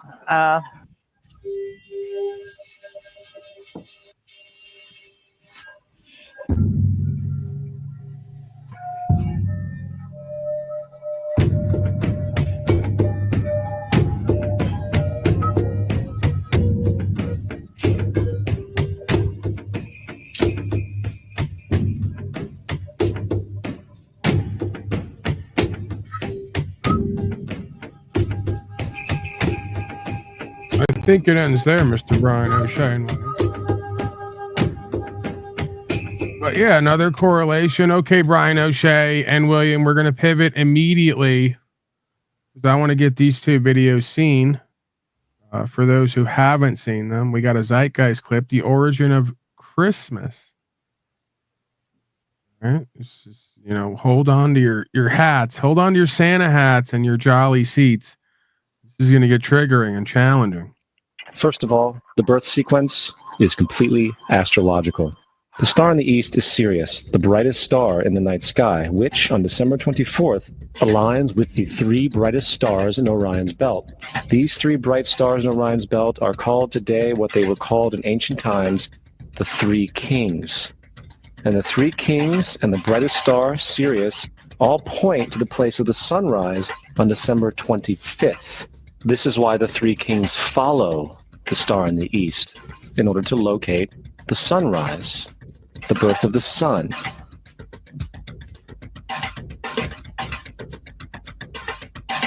The Virgin Mary is the constellation Virgo, also known as Virgo the Virgin. Virgo in Latin means virgin.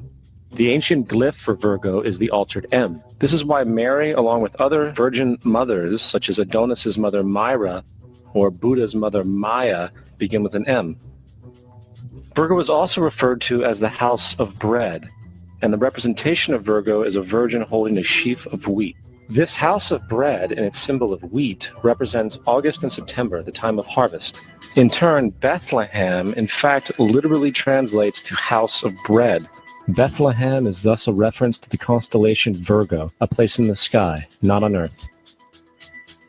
There's another very interesting phenomenon that occurs around December 25th, or the winter solstice. From the summer solstice to the winter solstice, the days become shorter and colder.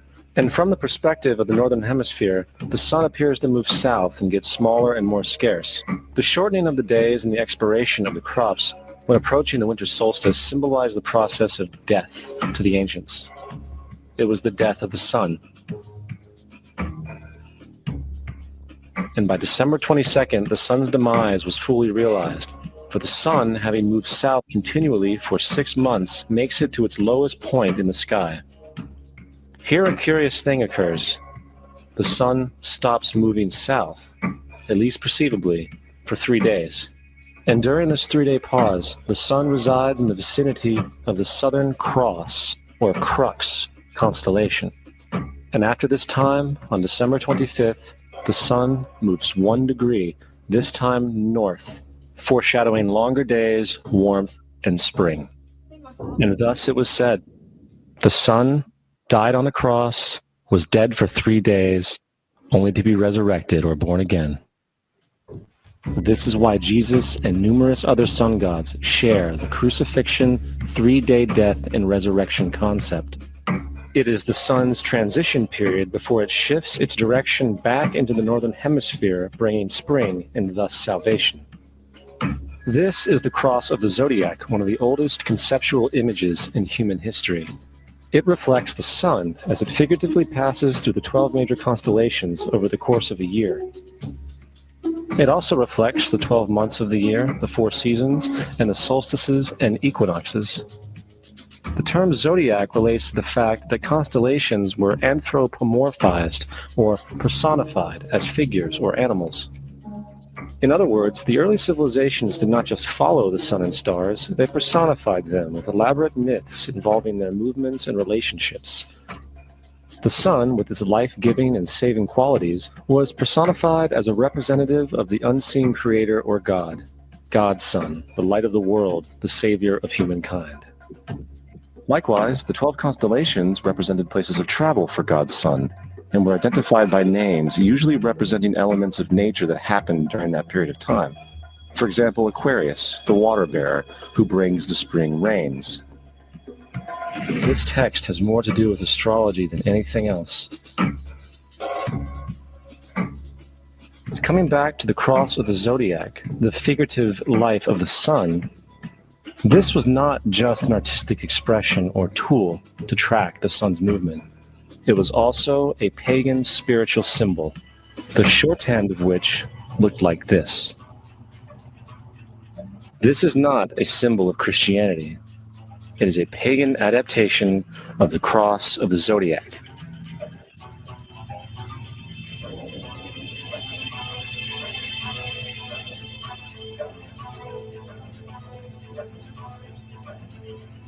This is why Jesus in early occult art is always shown with his head on the cross, for Jesus is the Son of God, the light of the world. The deceivers the got them all risen worshiping the Savior sun again. Who will come again, as it does every morning. The glory of God, who defends against the works of darkness, as he is born again every morning, and can be seen coming in the clouds, up in heaven, with his crown of thorns or sun rays. Ouch.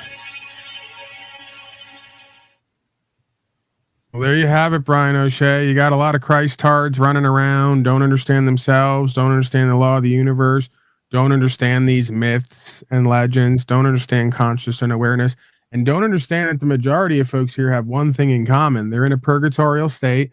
They've been tricked out of their truest power and position to worship symbols of power and light, but not embody the true light and experience the kingdom of heaven.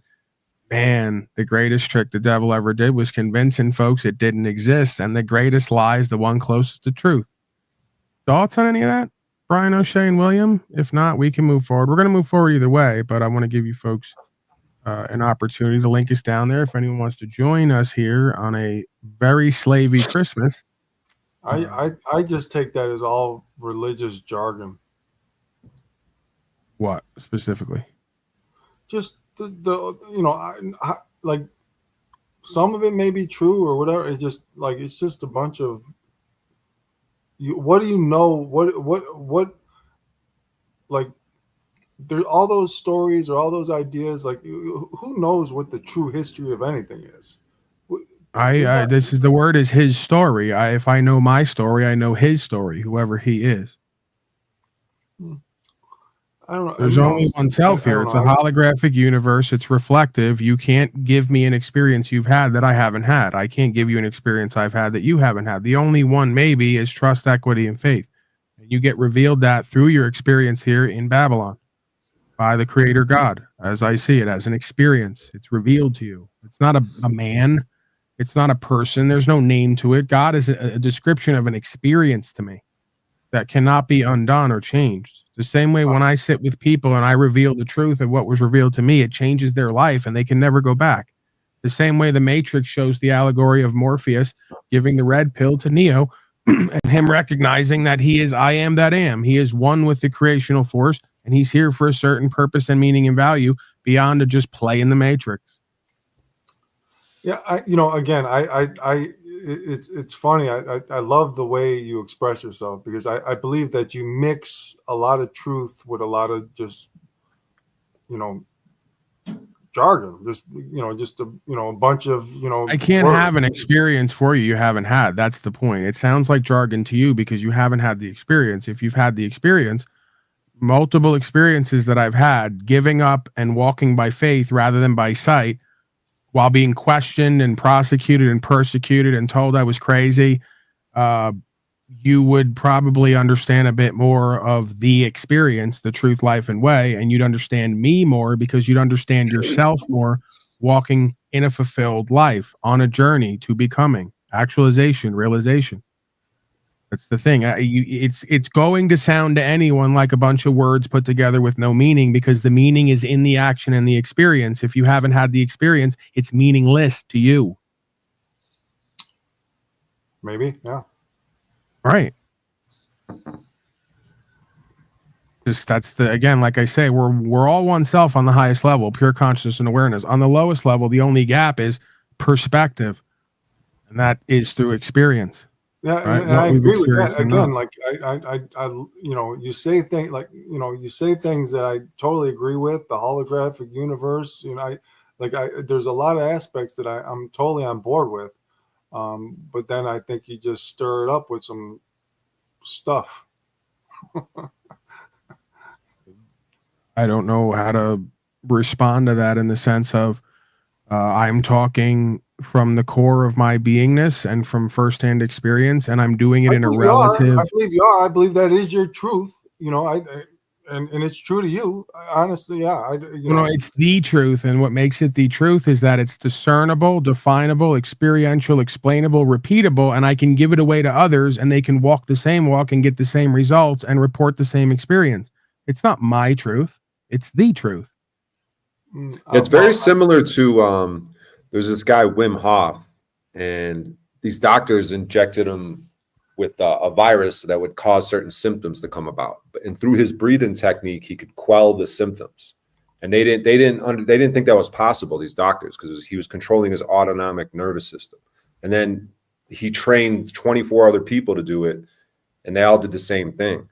And they blew the doctors' minds. They were like, what the fuck is this? What are they doing? How are they doing this? Like, so I think there's something similar to that. Like, people are like, what? The reason there's such little trust, equity, and faith is because we're surrounded by gaslighters like this.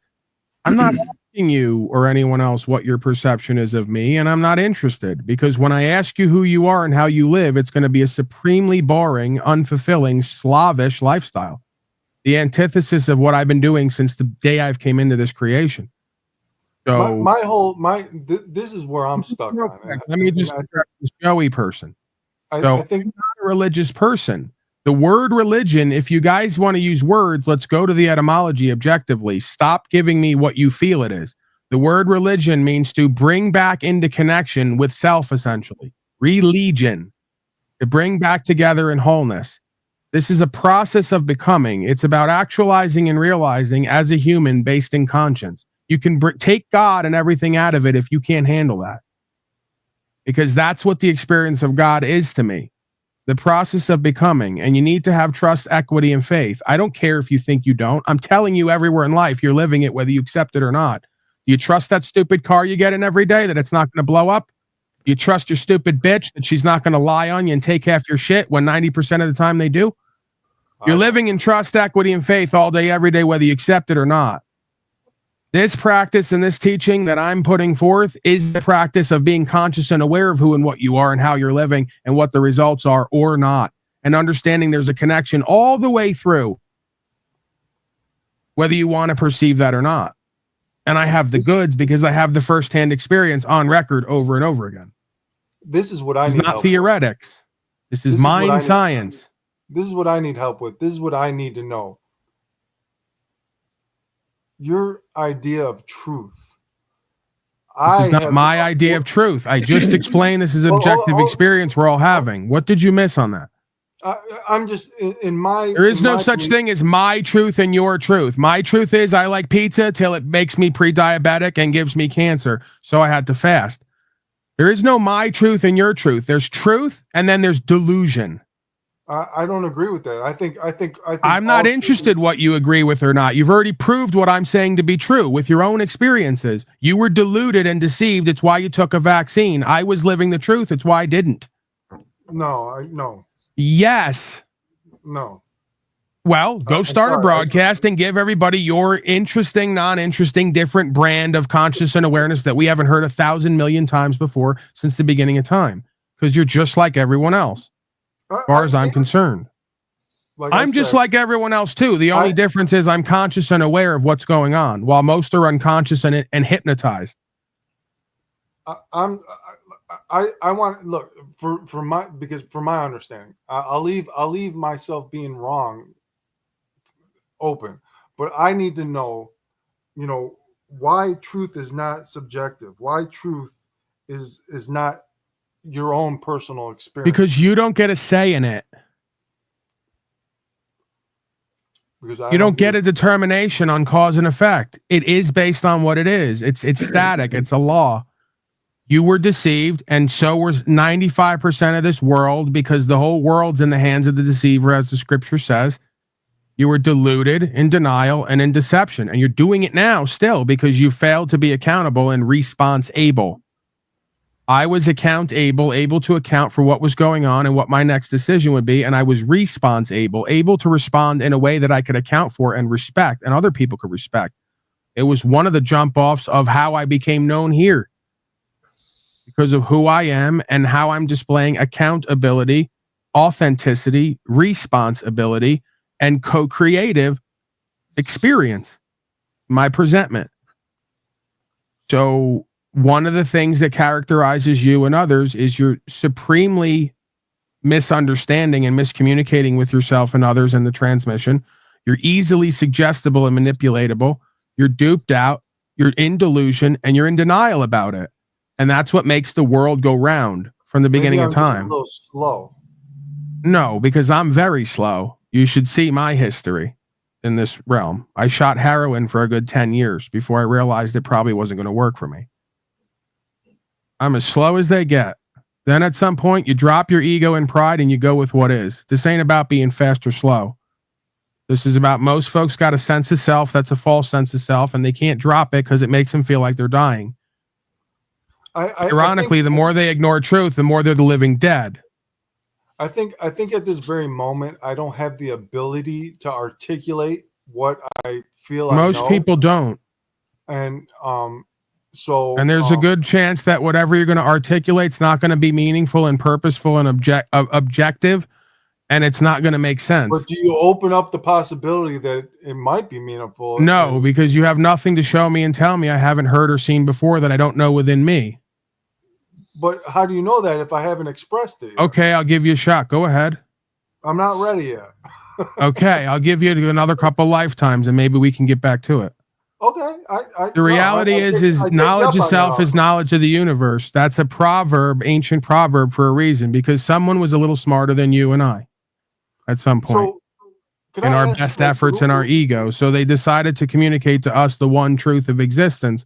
And if you decide to align with that, you'll get a different perspective and a set of results. And you'll learn what trust, equity, and faith really means from a core perspective with conviction.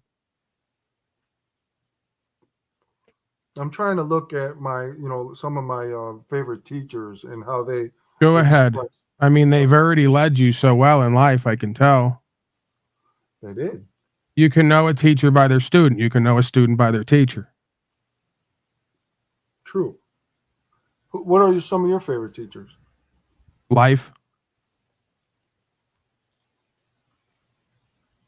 The understanding that being a true student of life makes all teachers superfluous. Furthermore, the understanding of life and how things unfold is that nothing can actually be taught. It can only be experienced. I've proven that concept here. I've said the same thing over and over for 1,000 days, and still the same people are asking me the same fucking questions.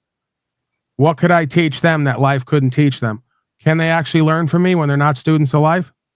Every question contains its own answer. Every problem contains its own solution.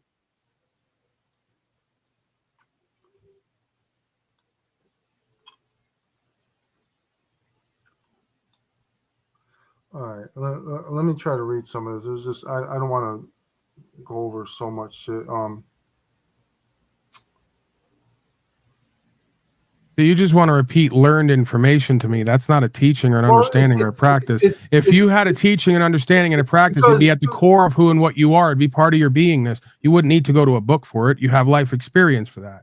You'd go to your memories and you go to your understanding. It doesn't mean I could articulate something at some people have different levels of articulation. Like, some people are faster than others with words, and words are just words like that. Words are not just words. Words have meaning, and they're based on objective experience. They have meaning, but you gotta hold on one second. If you had a firsthand experience that was fulfilling and empowering and inspiring, you could just speak from the heart, and it would make sense, and it would resonate with every other self here. You don't, so you can't. No, not all the time. No. Okay. No, absolutely. This is the difference between grateful and misunderstanding and not recognizing greatness. I see the light and the greatness in you that you overlook. And then you want to look outward to some false teacher and repeat some doctrine while you say you're not about doctrine. If you live the experience of oneself and creation, you wouldn't need to go to the script and to the book and to the false teacher to talk about the experience. I have not gone to a piece of text or anyone else's work this whole time I've been speaking with you. It's based on pure consciousness and awareness and my firsthand experience. Well, it correlates with all the etymology of the words that we use that have objective meaning. It shows me that there is no relative truth. All truth is perspective. All truth is within self. Self creates truth. That's the only that's my reality. I have in my life experience has showed me that if you're born in a different country, guess what? You're believing that bullshit that they fucking are spilling. That becomes your truth. Here in America, we're blessed to have the opportunity to create a self-awareness that a lot of other countries it takes many lifetimes to fucking break out of. And you've completely misused it and abused it. Bravo. That's why your rights are gone. That's why your privileges are gone. That's why your power to choose is gone. That's why your empowerment's gone. That's why you're disenfranchised. That's why you're treated to and act like a slave. So you want to tell me about the beauty of America? Look what I've used it for. Look what you've used it for. Doesn't that discern and define your character and everyone else's here? You're telling me about a beauty of a land. What can your land do for you instead of what can you do for the land and the people? Remember JFK gave that speech before they blew his fucking head off and everyone forgot about it? If America's so great and it gives you the opportunity to be your truest self, well, then why have you wasted all your fucking time and why don't you stand for anything here? Well, first of all, I mean, once again, I am a slow learner, so I am. No, you're not slow. You're cowardly and you're prideful, like most American citizens, non-citizens, because they're not citizens of America. They don't owe allegiance to America. They're U.S. citizens. They owe allegiance to a corporation. Corporation means speaker of the dead. Most folks here worship the underworld and don't even know it.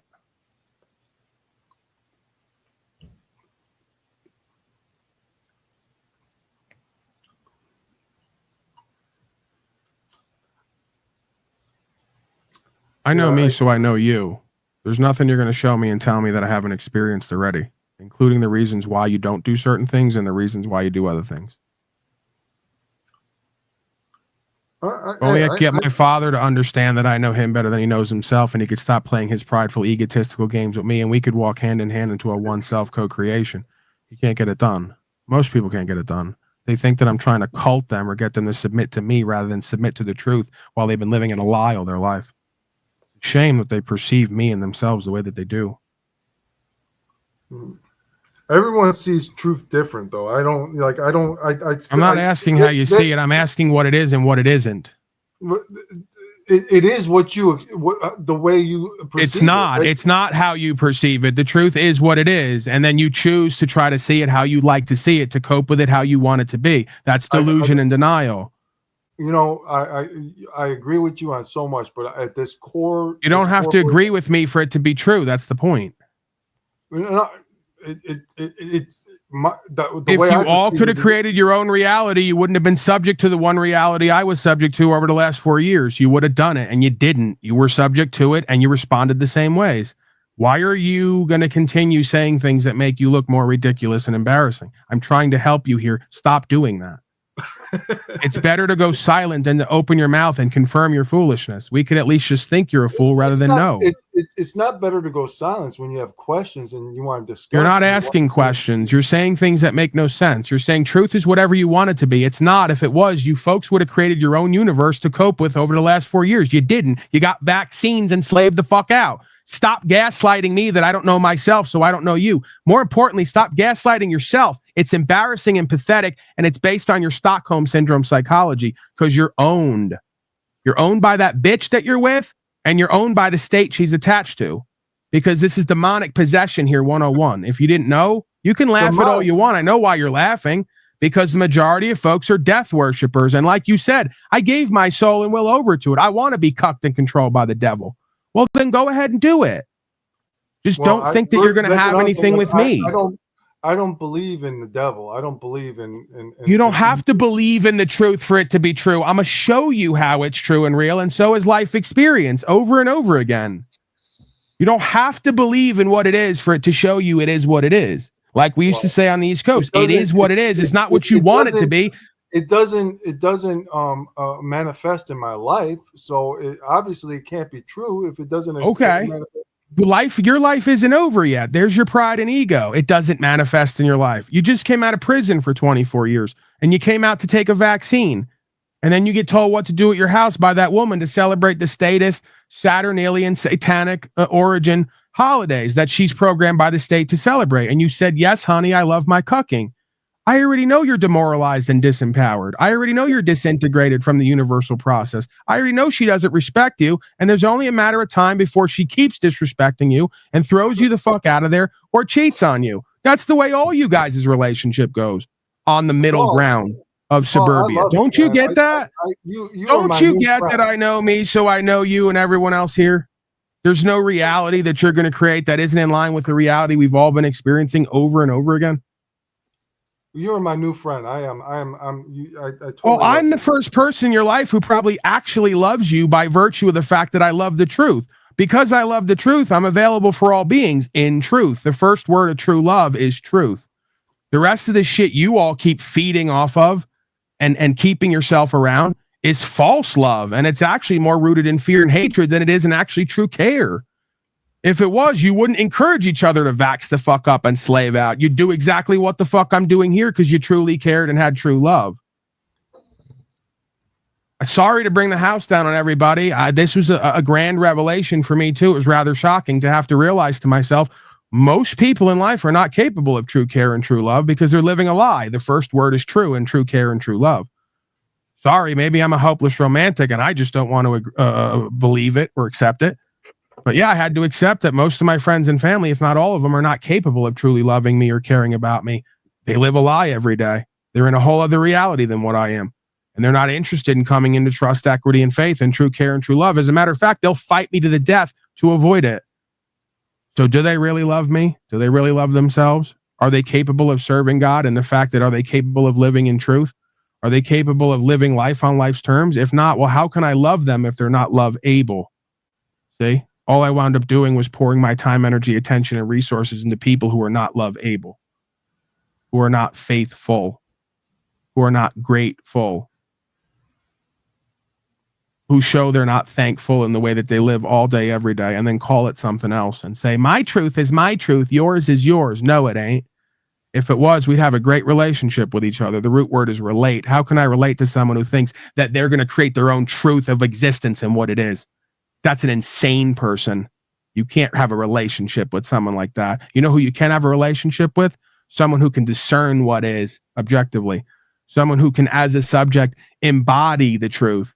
Someone who is trustworthy, honor able, love able, careful, grateful, honoring in all ways this creational force and this conscionability. The ability to use conscience as a human being, the only thing that separates us supposedly from the animal kingdom. You want me to have a relationship with a bunch of rabid animals who don't know who and what they are and regularly call it help while they destroy themselves and each other? Then masquerade on the holy days while they stuff themselves with intoxicants and poisons and call it something else? Doubtful. doubtful for someone who's conscious and aware, doubtful for someone who has 130 IQ and can make connections beyond the rabble slaves who choose to live in ignorance. It's not because they're not smart enough. They're just too prideful and egotistical.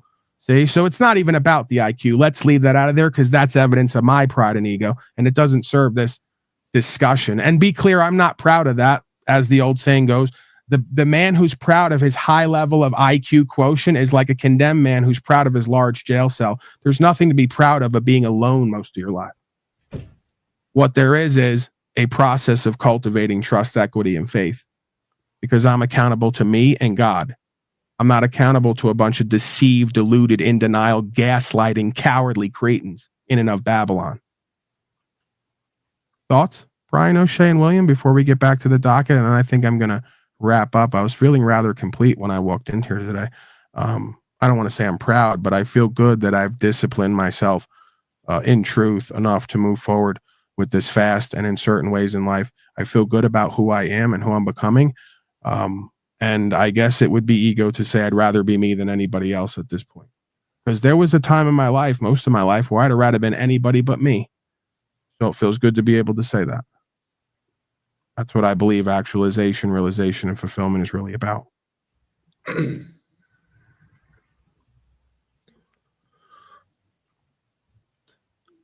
Yeah, Billy, you may have the gray skin and dark circled eyes, which is Ryan O'Shea, star. We have a trademark here. It's gray skin, dark circle eyes, and it's one of these signs of demonic possession and disintegrated, disempowered life and lifestyle from the creative force.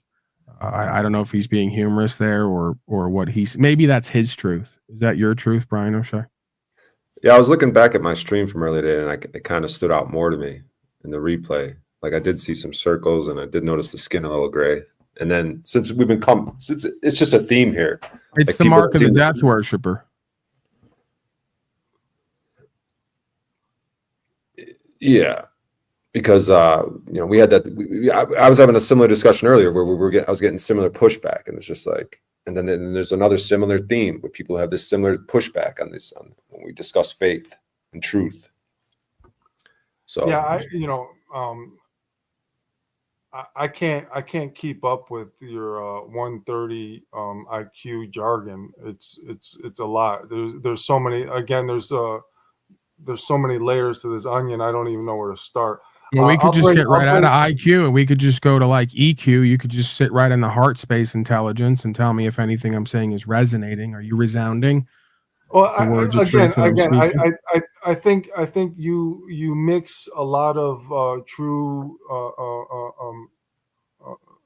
high thoughts, truth to my belief system, but also I think you go off the rails and throw a lot of other, I don't even know what the word I could put. It's just word spaghetti. I don't like, I personally, maybe I'm just too slow to put it together or too broken. I would say it's not slow, it's broken. Most folks in this world become beaten and broken and given up, and they're glazed over. Remember I said that your eyes have that glazed over look appearance? Yeah, it's beaten, broken, submitted, disempowered, and glazed over. You're not receptive to the transmission. I know that's your perception, but I don't think I have a glazed over my eye. I think if you look in my eyes, you see a kind, gentle, loving, fun, humorous, fucking retard. The perfect slave. Yeah, the perfect slave. Yeah, and to a point, yeah. You keep saying that. You use this phrase to a point. It's like a coping mechanism. It's the whole point. The whole point is that's what it is. Stop saying to a point to avoid the rest of reality. Obviously, we're all living this illusion, and we all. I don't know what that means. I don't know what that means. The illusion of incarnation, where we're a spirit being having a physical incarnational experience. Yeah. You are playing the game of life just like I am. You're right. You're on this, you're not living this holistic, like you're not out there in the woods chopping fucking wood, gathering your meat from the fucking land. Like I'm trying to think how different, because you didn't take the COVID shot. No, it's a trajectory. It's a life path. It's a journey. I'm not claiming to be a completed picture. I'm saying I'm living an actualized, realized, empowered, inspiring, purposeful, meaningful, principle-based life that gets better as it goes because I have more revealed to me by God in truth by living in trust, equity, and faith. You're not having that experience from what I'm seeing. I don't agree with that at all. Oh, you know, okay, then we can agree to disagree. Yeah, that's great. I find a lot what you say is meaningful and it comes out of love of like in your perception. You know what I'm saying? But I think there's a lot of word spaghetti and there's a lot of just stuff that We'll grab that woman of yours. Bring her on camera again. You brought her on camera this morning. Let's talk to her. And there's a link down there for all the chatters and rabblers and ramblers with their Twitter fingers, all the secretaries in chat.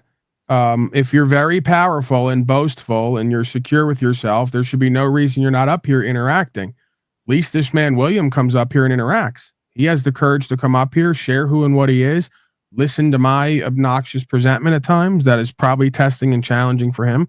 He may not like it, but he's willing to go through it and be a part of the experience. If you're not willing to do that for the others, then just keep to yourself down there. I'm not interested in your crap. Most of you slaves, not interested in your pounding the keyboard like chimpanzees. Don't give a fuck what you think or feel or perceive. It's nonsense.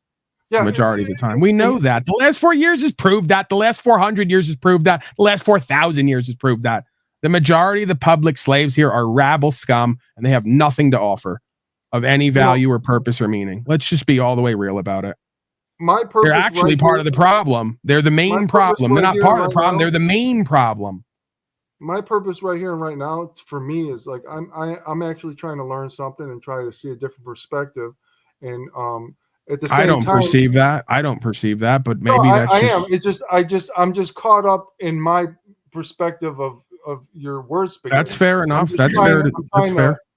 I'm trying to put it all together, and I'm going to try to bring my buddy Dave tomorrow because maybe he could help me because he's a little quicker than I am, so maybe he could help me piece together some of the pieces I'm missing. I like that idea. I like the idea. If you are, maybe I'm misunderstanding, and again, maybe you're more self-aware than I perceive. But maybe you are trying to learn here. Maybe you want to learn or know something different. If it's available, I'm not saying that you should humor me. If something's not resonating or making sense to you, then let it be that. I'm not looking for a cult here. I'd actually prefer folks go their own way if they don't resonate or align with what I'm saying, because it means they're not meant to be with me for whatever reason. Either I'm delusional and I'm in denial and I'm projecting a whole bunch of nonsense, or that's what they're doing. Either way, we can't walk on this path together, right? I'm not interested in the judgment. I'm interested in discernment. Right? Well, like I said, there's I'm on board. I'm on board with a lot. You're talking, and I get a lot of things that you're saying, but then it just goes off rail, and I can't keep up with it. I'm just like, yeah, what the? So I'm trying to discern from one thing and another, and at this moment I can't put it all together. I'm not a great articulator when it comes to spirituality and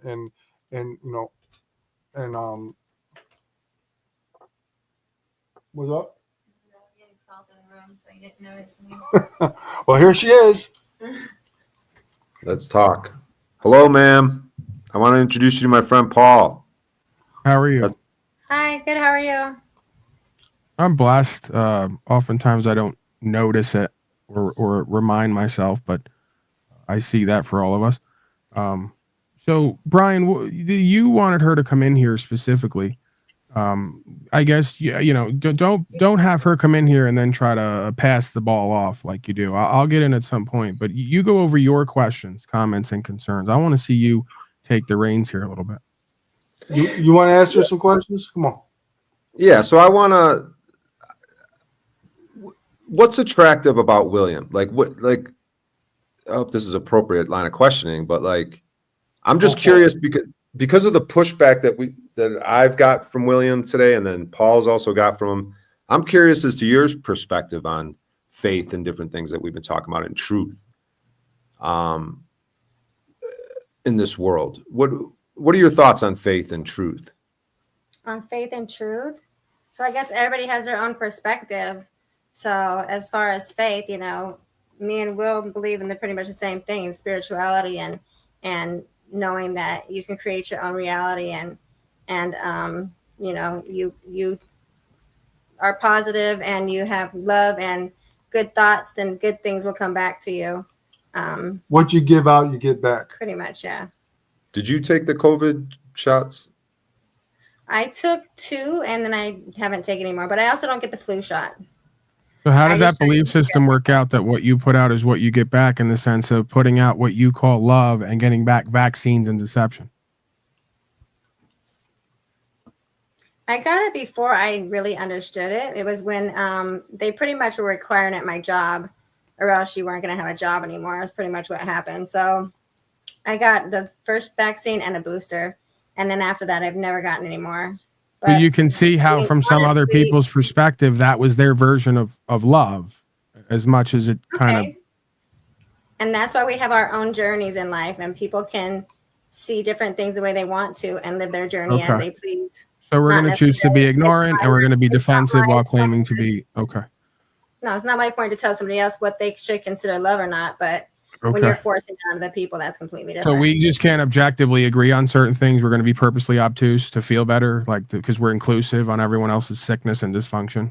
Feels better to be Everybody inclusive. has the right to disagree with everyone. That's what the part of having each other. I didn't say we have a right to do whatever we wanted. I said the cause and effect, results, and what it means, what the meaning, value, and purpose behind it is. I'm sorry, what? He was talking when he started talking. Meaning, so- value, purpose, power. What? Now I see why you get into it with these guys. They don't seem very nice. Right. There you go. That's what she's attracted to about William. He's willing to not be real in order to be nice, to go along to get along. This is exactly why we're in the position we're in. You guys are all cucked out. You're all controlled by your women. They won't fuck you unless you're nice, kind, and polite, and not real and truthful and honorable. And that's why she keeps you around, because you're a good pet dog.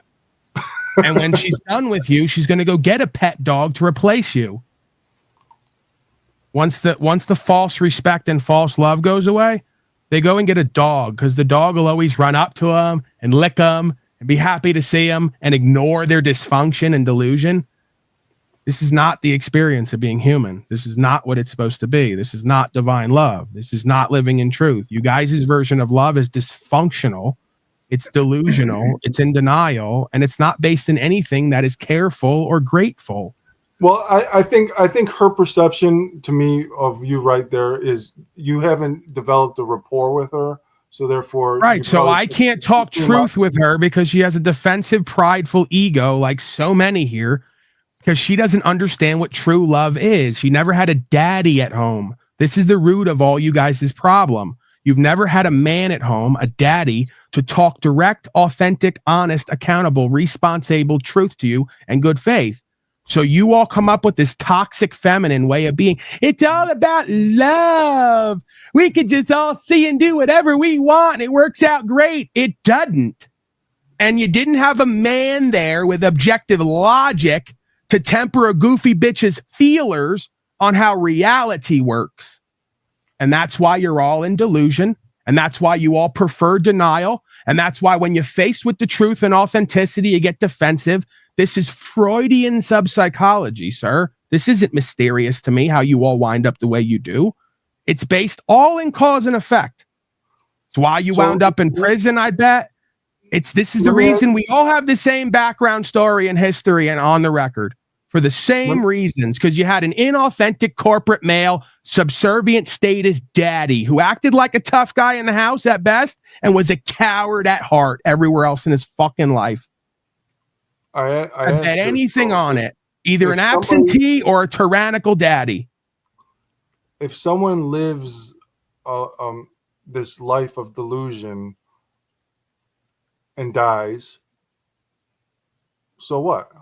What is it? What is it to be trapped in this illusion, in this, game of life? Like, what's You're okay with that? You're okay incarnating with no purpose, no meaning to be here, like nothing to learn, no wisdom, So ultimately, you believe in a soul, right? Do you believe in a soul, Yeah. Paul? Do you believe in a soul? In what sense? I'm aware that I'm animated by some force or work with some force to gain experience, to change potentially over time based on the experience, who and what I am in this world that aligns with that energetic beingness. Let me rephrase the question. Do you believe your awareness is a continuation? Absolutely. I've Beyond this life. been in existence before I was in this body, and I'll be in existence after this body in some form. Okay. All right. So look, we got a common ground with that. We all I've agree left with my that. body and I've moved around, and that's another reason that I believe that pure consciousness and awareness is not separate from the body. It uses a body, but it is not contingent upon the body to exist, if that makes sense. Okay, so look. So I agree with everything. I personally had an out of body experience myself too. So like, so we have common ground in that aspect. But where I'm coming from, if somebody chooses in this incarnation, in this life, in this whatever he's doing, if he chooses a life of no purpose, that's still his choice, right? That like what's it to you? If someone's Sir, I'm going to let you go at some point here. If you want to come back with Dave, we can do that. I don't need you to believe anything. I don't need you to know anything. I don't need you to accept anything. I don't need you to change anything. If that's what you think this is, then you're definitely not ready to be here. No, this is a choice. Like you say, you got to want to be here. You got to see value here. You got to be inspired to be here. You got to see the value in what I'm saying and how it makes sense to you. If you don't, let's not waste each other's time. I can't make a judgment on you, and I wouldn't if I could. That's God's doing. I'm here to facilitate an experience if I can, because you want to see it and feel it and understand it. If you're not there and you don't align with it, I'm just some asshole on the internet standing between you and that amazing woman behind you and spending the rest of your day. So please feel free. He laughs. He laughs. Yeah. Yeah, I know. What's understood don't have to be said, sir. That's the thing. You guys think I don't know me, so I don't know you. You think I don't know life, so I don't know your life. Okay. That's a dangerous game to play. And it's based on ego and pride, because you think there's separation between us. I don't. So I may talk to people as if there's individuation on their walk, but ultimately I see us all as oneself. I know me, so I know you. And I'm having the same fucking life experience you are, or not. I haven't been proven wrong yet. There hasn't been one person who's come here that's proved that they have a different life and life experience than I do. They like to believe that, but that's not what the record and the recount shows. That's not what the recollection and the recognizance shows, the recognition. That's what recognize means. We adjust our perspective to see what really is. Recognize. You got to recognize. If that process is not happening, let it be whatever you want it to be. As you say, you all create your own reality anyway. I can't imagine why you'd want to create a reality where I exist in it. Shit. There's so much more I guess you could be experiencing. So why even create that reality? It's a good question. Isn't it? Maybe there's a higher order and a progress and a process and program and plan at play, and you motherfuckers ain't your own God. Maybe there's a revelation going on here that you're all meant to have that you haven't chosen to have yet. And when you do, I'll be here for it. If not, I'll be here for it. Like, share, subscribe, restream for a chance to win, by the way. Don't ask me a chance to win what? Chance to win. He likes that, right? Shay likes that. Right away, they'll go, is there a raffle happening? Is he giving something away? Oh, more than you know. Win like, your share, soul. subscribe, restream for a chance to win. Just don't ask me what. Well, you're winning souls. It was a title of my stream the other day. It's an actual phrase. To win a soul is through ministry. Ministry, right? Yeah, it's fellowship. That's all this is. Once I show them that I know them, even more times often, knowing them more than they know themselves, if they can see it, right? If not, then I'm just projecting. I'm on some game here. It's a power game. If I speak something that allows someone to realize I know them like I know me, that gets their attention. Then they can look at the rest of what I'm saying. they look at the rest of what I'm saying and they find the value and the inspiration and empowerment in it and they walk it, they're going to have a life-changing experience. Yeah, I like to get there, but all I'm getting is Paul word spaghetti. All right, well, we got to put some more sauce on it then to make it palatable. All right, let's see here. Let's go to the docket and let's get the hell out of here. Bring Dave tomorrow, man. I'm interested in interact with Dave. I got a feeling me and Dave are going to come together. Not in that way, William. We're going to come together in the sense of like, you know, we're going to be one and the same to some degree on the conscious and awareness based on our walk. And like, he's going to go, oh, this is good spaghetti, right? Get some more sauce if you need it, but this is the real deal. Yeah, he might, you know, me and Dave find a lot of common ground. You're going to find your meatballs in those spaghetti. I'm telling you. Maybe. I hope so. I will. What time do you usually go on? Somewhere between 12 to 5 MDT. I keep a window because I go 7 days a week. So theoretically folks get notifications, but we found problems with that because at times YouTube doesn't really necessarily like me. It seems the algorithm isn't really into what I'm doing and saying, but other times we're getting responses. So it is what it is. You know, you got to come looking for me is pretty much what it seems to be oftentimes, which is a good dynamic. See, that's YouTube working for God indirectly because it goes, Paulie boy, you don't get algorithm like everybody else. They got to come looking for you to get whatever it is you offer. Now, hopefully, faithfully, I show up and give them something worth looking for one way or the other. That's a different conversation. I mean, oftentimes here I act like a complete asylum creature myself. Depending on what comes forth and how I reflect that back or choose to interact with that. You were saying, Brian O'Shea, you were muttering there something? Yeah, there's mom's spaghetti. Well, here's dad's spaghetti. Right. It's still the same idea, right? You only get one shot. Don't miss your chance to blow. Not like that, William. The opportunity comes once in a lifetime. And then what does it say? You got to lose yourself in the muse, in the moment. You got to be in alignment. You got to never let it go. You know the song, Brian O'Shea, 8 Mile. And then, of course, Eminem went on to completely deny that intuitional, instinctual communication that was brought through him to be a complete dunce.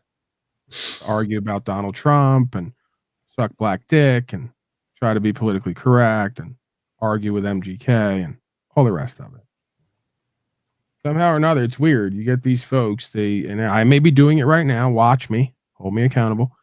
We get these revelations and these sort of these portals, it would seem, to another world where some truth comes through us, and we completely are deceived by what to do with that.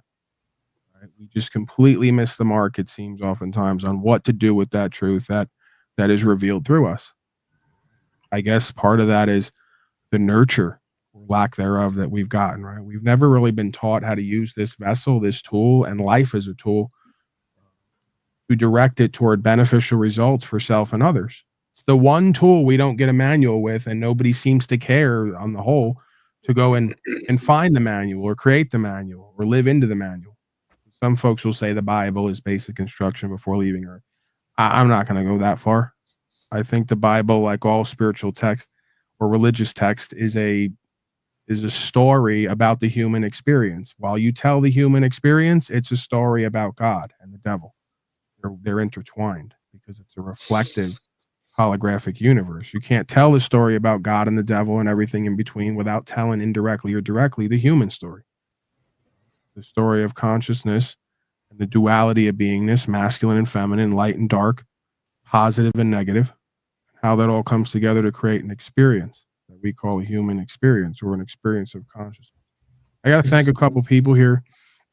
I don't know if this is slow state or not, but I have a Taylor here. Taylor says, Xmas cheer.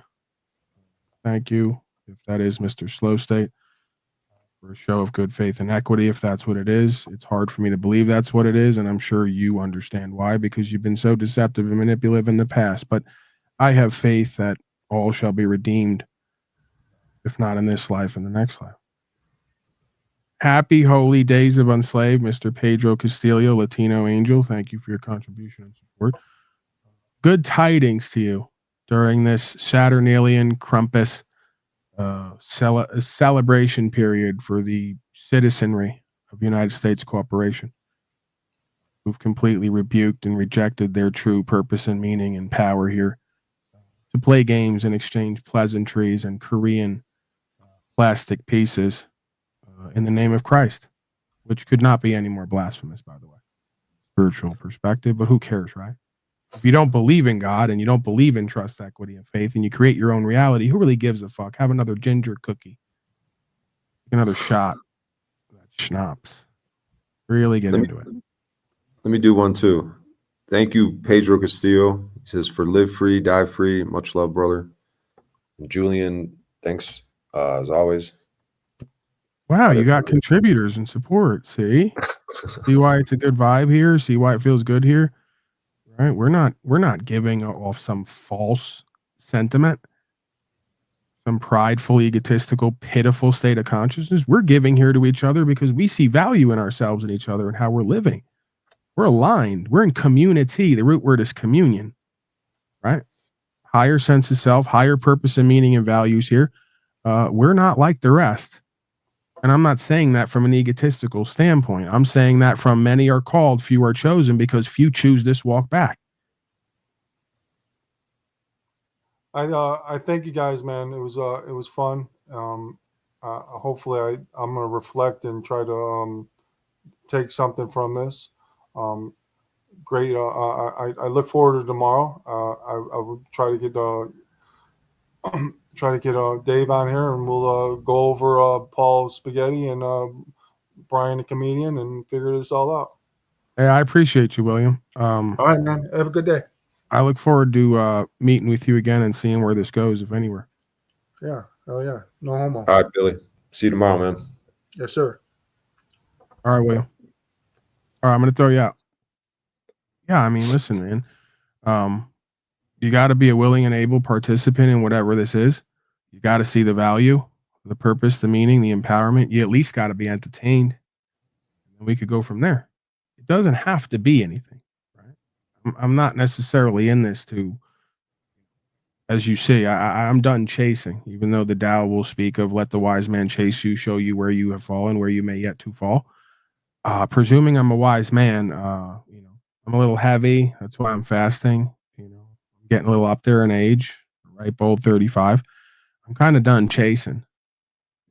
I'm here. I'm available. I'm open. I'm honest. I'm authentic. I'm accountable. I'm responsible. I'm co-creative, and I have an experience that works for me, and I believe will work for others here if we work it. I'm not anything new or special or unique in the sense of the universal experience. There's nothing new under the sun. There's really is no novelty. There's a novel experience for all of us. What would that be? Truly caring for ourselves. Really seeking the truth and walking with it and living with it. It's a novel experience for most of us because we're used to living in a world with people who live a lie all day, every day, and call it something else to feel better about it. I understand the life I'm living, while it's novel to me at times, is not novelty because there's nothing new under the sun. I'm only having a reflective experience of other selves in the past who are having a reflective experience of the one higher self. See? That is the eternal truth. That is the eternal purpose and meaning and value here, it would seem to me. Everything else is just extras. And I'm not telling you that you have to be overly pious and not live your life and not have some enjoyment. Just don't trick yourself out of your truest power and position and resource. It really just comes down to priorities, prioritization. That's what principles means. First things first, principia. So what's the one thing I've struggled with all my life? Not struggled with, I've just never taken account for. Priorities. I used to be running around town chasing after goofy bozos and bitches, chasing after drugs and money, chasing because I wasn't prioritizing me truly, and truth truly, and care and greatness and all the rest of the able words. I wasn't prioritizing that as an experience. I was prioritizing everything else but that. Oddly enough, that's what the world will teach you. That's what your worldly friends and family will teach you. How many people I meet have no sense of true purpose, fulfillment, and meaning? I can tell they're powerless when I look them in the eyes. I can tell they're lacking in inspiration, but they got all these symbols of power and completion in and of the world, but not in self. Yeah, we got to meet in the middle there. I ain't telling you got to live poor and broke. Quite the opposite. I'm telling you, find your truest meaning and purpose and value here. You're going to be a rich man in spirit, and you're going to not be too bad in the pockets off either, turns out. Turns out, like they like to tell me, what actualization, realization, good faith, honorability, empowerment, inspiration. What are you going to sell, Pauly boy? That's not marketable. That's not profitable. Yeah, right. Changing one's life and changing other lives and truly living good and having good and being good and doing good and getting good isn't marketable, isn't valuable. Right. Tell me all about it. We need that now more than ever. Dr. Hyde. How are What's you, up, sir? guys? What can I offer you? I finally figured out how to get on. No, I just want to say Merry Christmas. Good message, yeah. I don't know. I agree with a lot of things that you're saying, Pauly. People don't take responsibility. I'm for so nothing. uncomfortable, Mr. Hyde. Huh? It's our fifis having to take accountability and become more responsible. It's challenging and testing. Yeah. It's eye-opening. Yeah. Not for everyone. It's not for most of us till we realize we have no other choice here.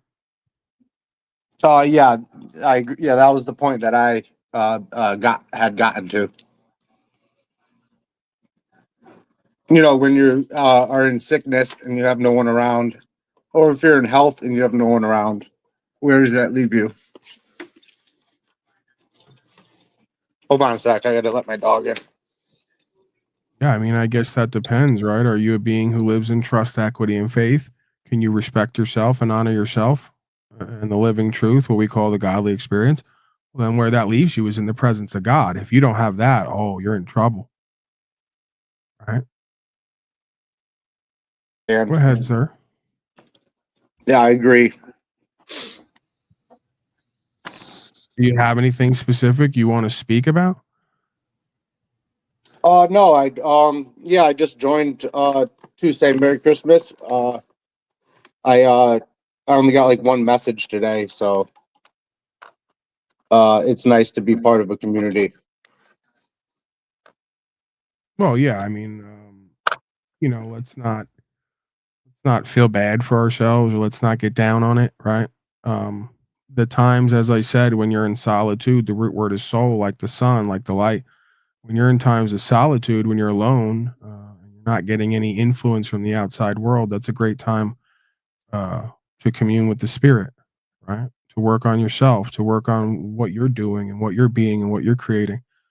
You know, to Yeah, fashion a new 100%. self, you know, to give away to whoever is meant to come back in your life at some point, whether it be here or other places. So That's what I plan on doing. Is next year I'm getting a brand new place and completely starting over everything. You know. yeah, I think every experience here can be used, if not just experienced, it can be used to further a co-creational experience while we still have time here. You know, in some sense, you know, positive and negative. It's like Sure. create a better self and a better life for whoever's meant to come into our life, and if not, just for ourselves and the rest of our life. Yeah. I was sitting at my table and I was like, I didn't know what I was doing, so I started drawing and stuff, and I made this. It's pretty cool. It's like That's what you see after you get the 5th vaccine. Your eyes start to really? cross. Yeah. Eyes start to cross. You start to see shapes and colors. You start to see a Yeah, that's glistening funny. leading row of colors and shapes. And that's Well, I when was you like, know I'm you're an getting artist. I closer. was like, I can draw a line. I was like, I can draw a line. I was like, that's pretty easy. Yeah. So Well, there you go. I guess the simplest things are the best, you know. Hey, all Simple you is got to hard to do, get. if you're ever feeling lonely and regretful that you don't have the company of others, just think back to the time when you did have the company of others and you would have rather been on the top of the mountain, like in that Ricola commercial. You remember that? Oh, I'm calling him back now. Oh yeah, okay. Oh well, to Yeah. make clarity to my situation, to you, Paul, is yeah, I was in alcoholism for like 3 to 4 years. You were in And it or it was in you? Huh? You were in it or it was in you? Well, both. We couldn't find the seam there, huh? Secretary General, you've stated all Yeah. Hold on a second. We are ready to sacrifice everything. Please talk. Stand still. You can't stop Yeah, this is what coughing. I'm getting Shit. into is this stuff. I Does actually got my anyone have a computer here. Ricola? I'm trying to learn. Ricola Dual Action with a soothing syrup center for both coughs and sore throats. Naturally effective relief. Even that, there was still another person up on that mountain, right? There was a time in my is that life what when I I am? just wanted to be on the mountain without the other person. That's I was hilarious. longing to be left alone. Yeah. Brian O'Shea, thoughts? We Yeah, gotta so get how him you out living? at some point. We're coming up on 3 hours already. We didn't barely do anything here. All we did was humor William and play his delusional and denial games, which I can't get enough of here. That's why you brought him here. You brought him here because you know I love this process, non-process. Yeah. it So took how me you like living, 3 Mr. months. Hyde? You got plates on your car? Me? Yeah. No, no, I don't. Do you hand a license to a cop when you get pulled over? Yeah, I have insurance and I have plates and all that. I just don't have inspection at all. Why do you have to get that inspection taken care of? not the way you wanted to go, Brian O'Shea. I figured I'd change things up, right? I figured I'd throw a curveball at everyone. Hey man, that's kind of unsafe. When are you going to get that inspection taken care of? Get your prostate inspected? Yeah. Did you get that finger up the ass from the doctor And lately? if not, two-parter, do you No, I want don't go to? to the Brian doctor. O'Shea's here. He's also a doctor. No? Okay. No. And you do? Do you want to get that done? No, not really. All right. Well, you're gonna. It's part of the I'm part of gonna. the Christmas the car's festivities nice. here. It's a nice car. Prepare for Brian O'Shea. No, right now. Brian O'Shea is going to give you a proctology exam. Well, I'll it's give just you a a little different concept, you know. certification. He's a comedian doctor. Yeah, I put snow over the sticker, so. Is it me or is he completely ignoring whatever we're saying just because he wants to simulate that we're his family here? This is a really lonely guy. He's really bad off. Let's help him out. No, Brian I'm trying to O'Shea. listen, Paul. Oh. Do you know what we do here at all? Yeah. Do you know where you are right now? Yeah, I'm in Unslaved. How long have you been listening for? All right, well, I'll log off. I'm being a goofball here. No, you're not. You're not. I am. Brian O'Shea is actually. You're misreading the situation completely. Well, yeah, no, I drive around in my car, Brian. I got a beautiful blue tick hound dog, and he barks out the window the whole time, and we have a great time driving. But yeah, it is illegal not to have an inspection, but they don't bother me. How long have you been listening to this broadcast? A pretty long time, about half a year. It took that long to face Paul. It's not so much the face. I mean, we're just kind of hanging out. Yeah, All right. Keep going, Brian O'Shea. I'm interested to see where Brian O'Shea takes this interaction. So you know we travel freely, right? Okay. I mean, you picked that up in the last 6 months. What? Yeah, travel Have freely. you learned that we travel freely, meet certain people, are part of this broadcast? Yes, And do you have any desire to do that? I do already. Am I missing something? Huh? He's saying he travels freely with license, registration, insurance, and plates. Yeah. That's what you're not getting. Oh, I Yes, yeah. Do you ever practice civil disobedience? Do you always submit, comply, and obey to police? Do you ever? Pretty much. I find my life is easier that way. Oh, me? Or him? Yeah. Him. Oh, sorry. Yeah, I got confused. You have to. I mean, you don't really have a choice, Brian O'Shea. Yeah. Yeah, there's not much What you have can you do gotten about out of that. this channel in 6 months? What do you like about this What do you broadcast? mean? Paul's fat. He's diseased. He ate too much pizza and cheese. What do I like He's now about this healing himself. podcast? I'm not even here.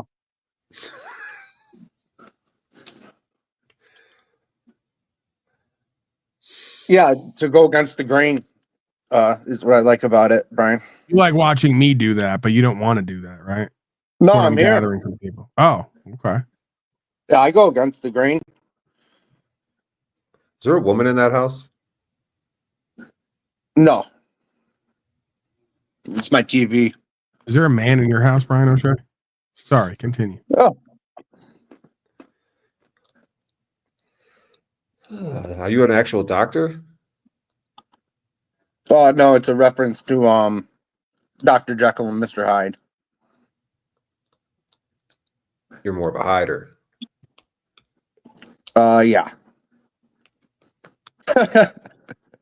Hiding from the truth.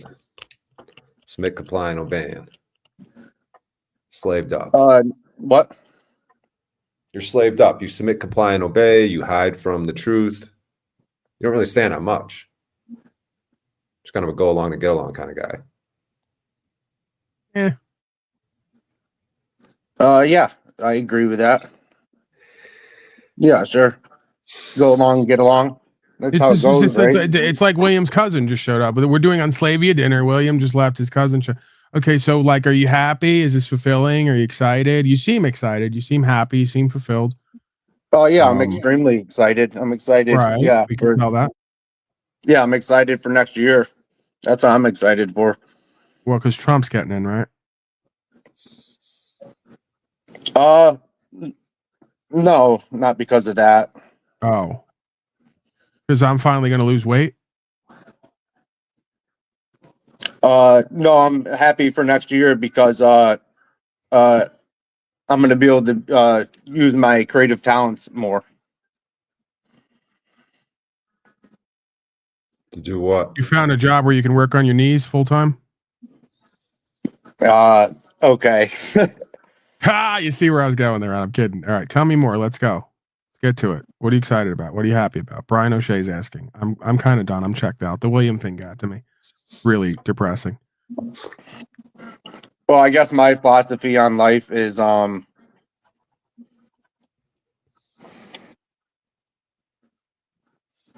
just want to have fun. Yeah. No, it's my philosophy on life is I don't believe in unconditional love. That's my philosophy on life. I think that everything is a circumstance, and circumstances change, and that's determinate. She broke your heart. She left. She left with the kids. No, I don't have anybody in my life for that exact reason. Because she left. She broke your heart. Now you're MGTOW'd out. Why would I want to set up a situation where I have to love somebody?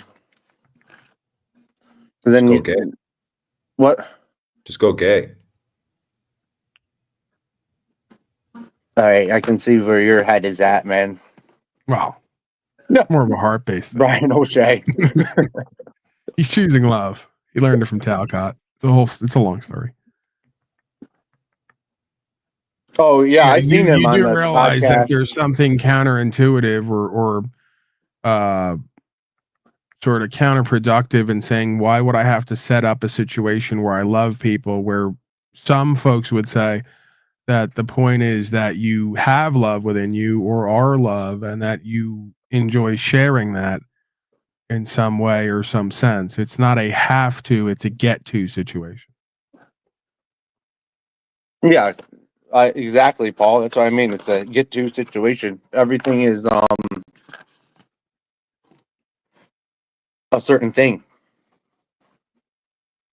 So I'm just saying, I could have a hat. I could have a hat off. I could put a hat back on. Right. It could be Hat on, hat off, love on, love off. Got it. Yeah, that's what I'm getting at. You know. Okay. Further questions, answers, Brian O'Shea? We're not getting to the docket today, are we? These folks need somewhere to be on Christmas. Not only these folks on panel, including me apparently, but in the audience. They need a safe space to make sure they don't hurt themselves or others. All right. Yeah, I'll log off of here. I don't mean to make a fool of myself. Oh no! Listen, I do that every day, 1,000 days straight, willingly even. So no sense that you shouldn't join in the festivities. I'm just what it is it's kind I'm okay. Let's describe what's happening right here. It's a bit awkward because I'm wondering what it is that you're looking for, and when I ask you, you don't quite get to anything specific. And then Brian O'Shea starts doing this fishing for, as the person says, problems, in the sense that he and I could be potentially perceiving that you, like William, are sort of a bit disempowered. You seem sort of a bit kind of off, or like you're a bit low. You don't seem like you're really into what's going on, or like you really have a zest for life, or that you're, solutions oriented, or like pursuing living free, or kind of having a it's novel true. experience. You're just kind of like in this mundane, going through the motions, playing house reality. So it then becomes either you want to like get into some stuff, you got a question you want to ask, or you got something you want to talk about, or Brian O'Shea's going to like fish around till he touches a nerve, and then we're going to get deeper into who you are, or what you are, how you're living, Yeah. how that should change or not. You get where I'm going with Yeah. this? The Is any old of that making proverbial sense to can of anyone out worms. there?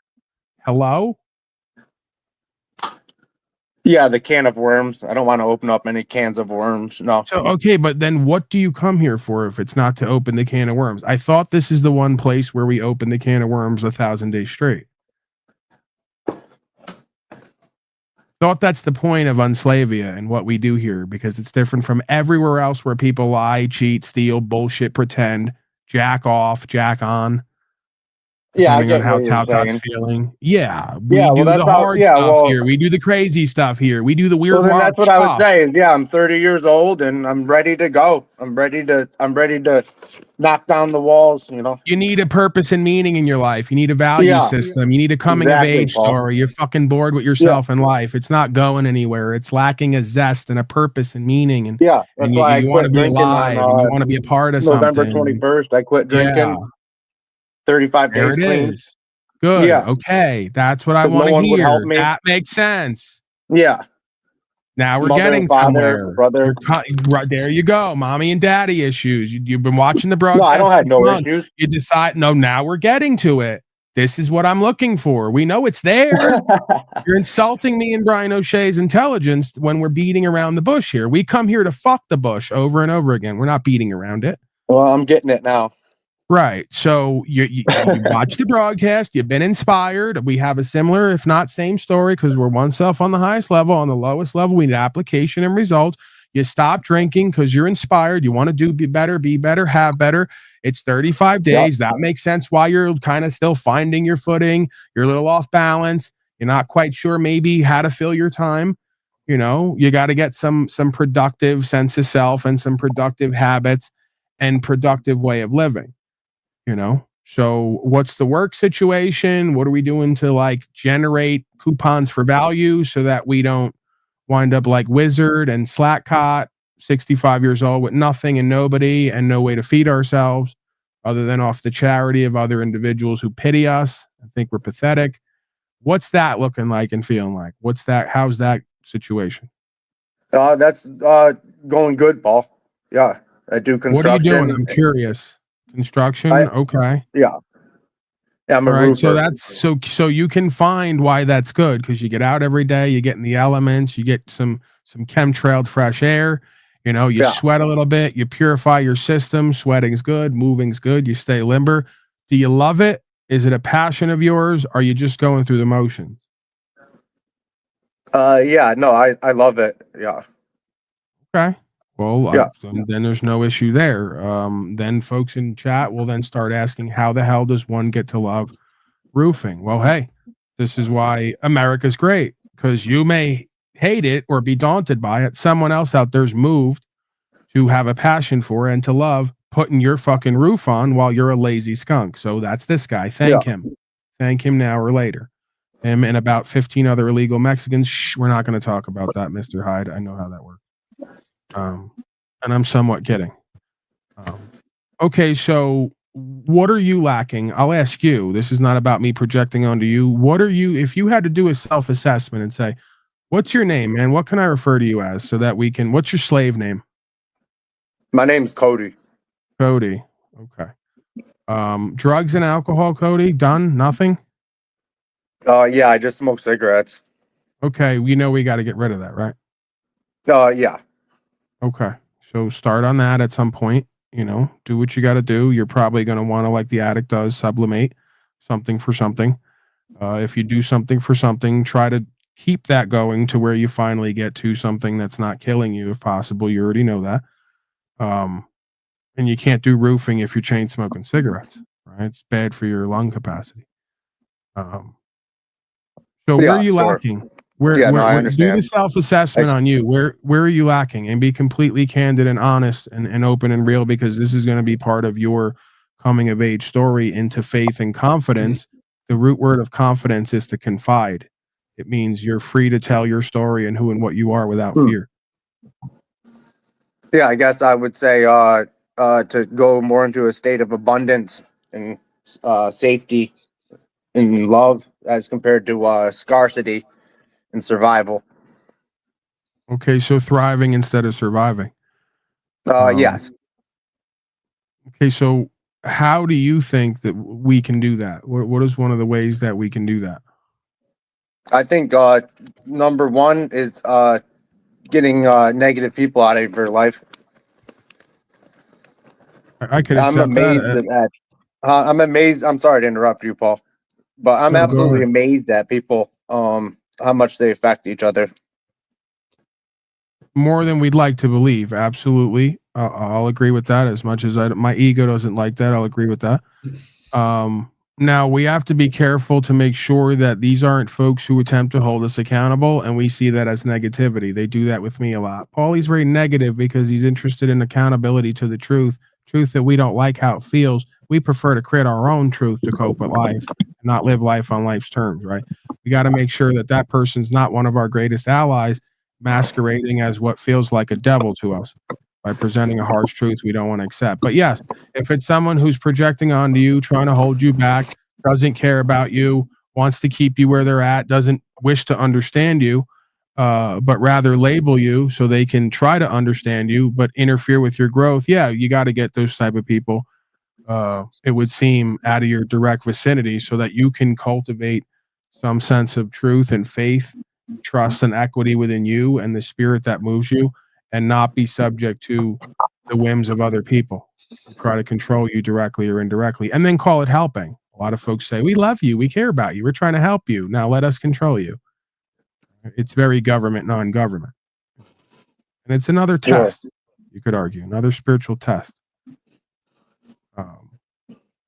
Okay, continue. How else can we foster a sense of security within oneself that allows us to open up and be more vulnerable with others and be more real with others and know that we are love, or that we are loved for who we are, if nothing else, by the creative force?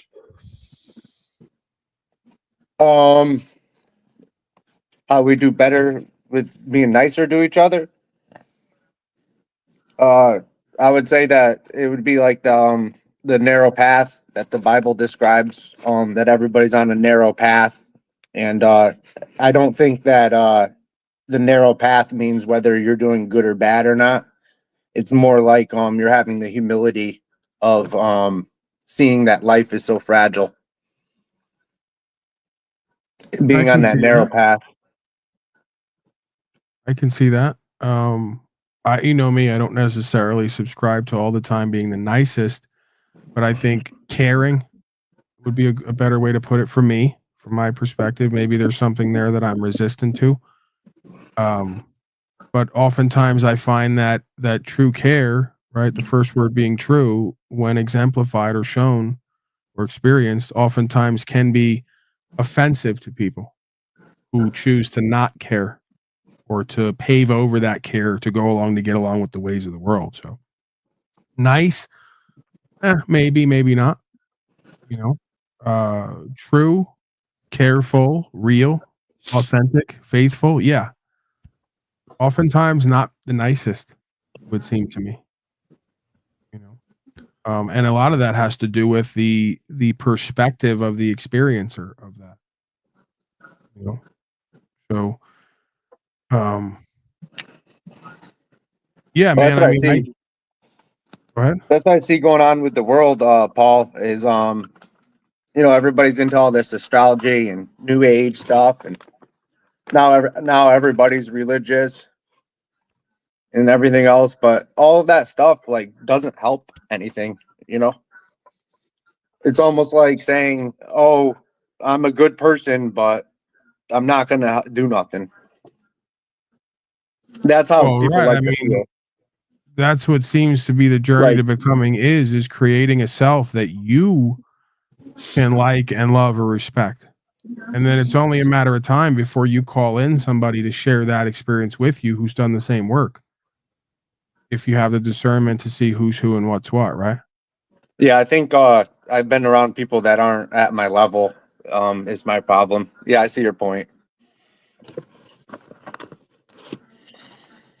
It might not even be level in the sense of it just might be understanding that you are choosing to do and be and have better.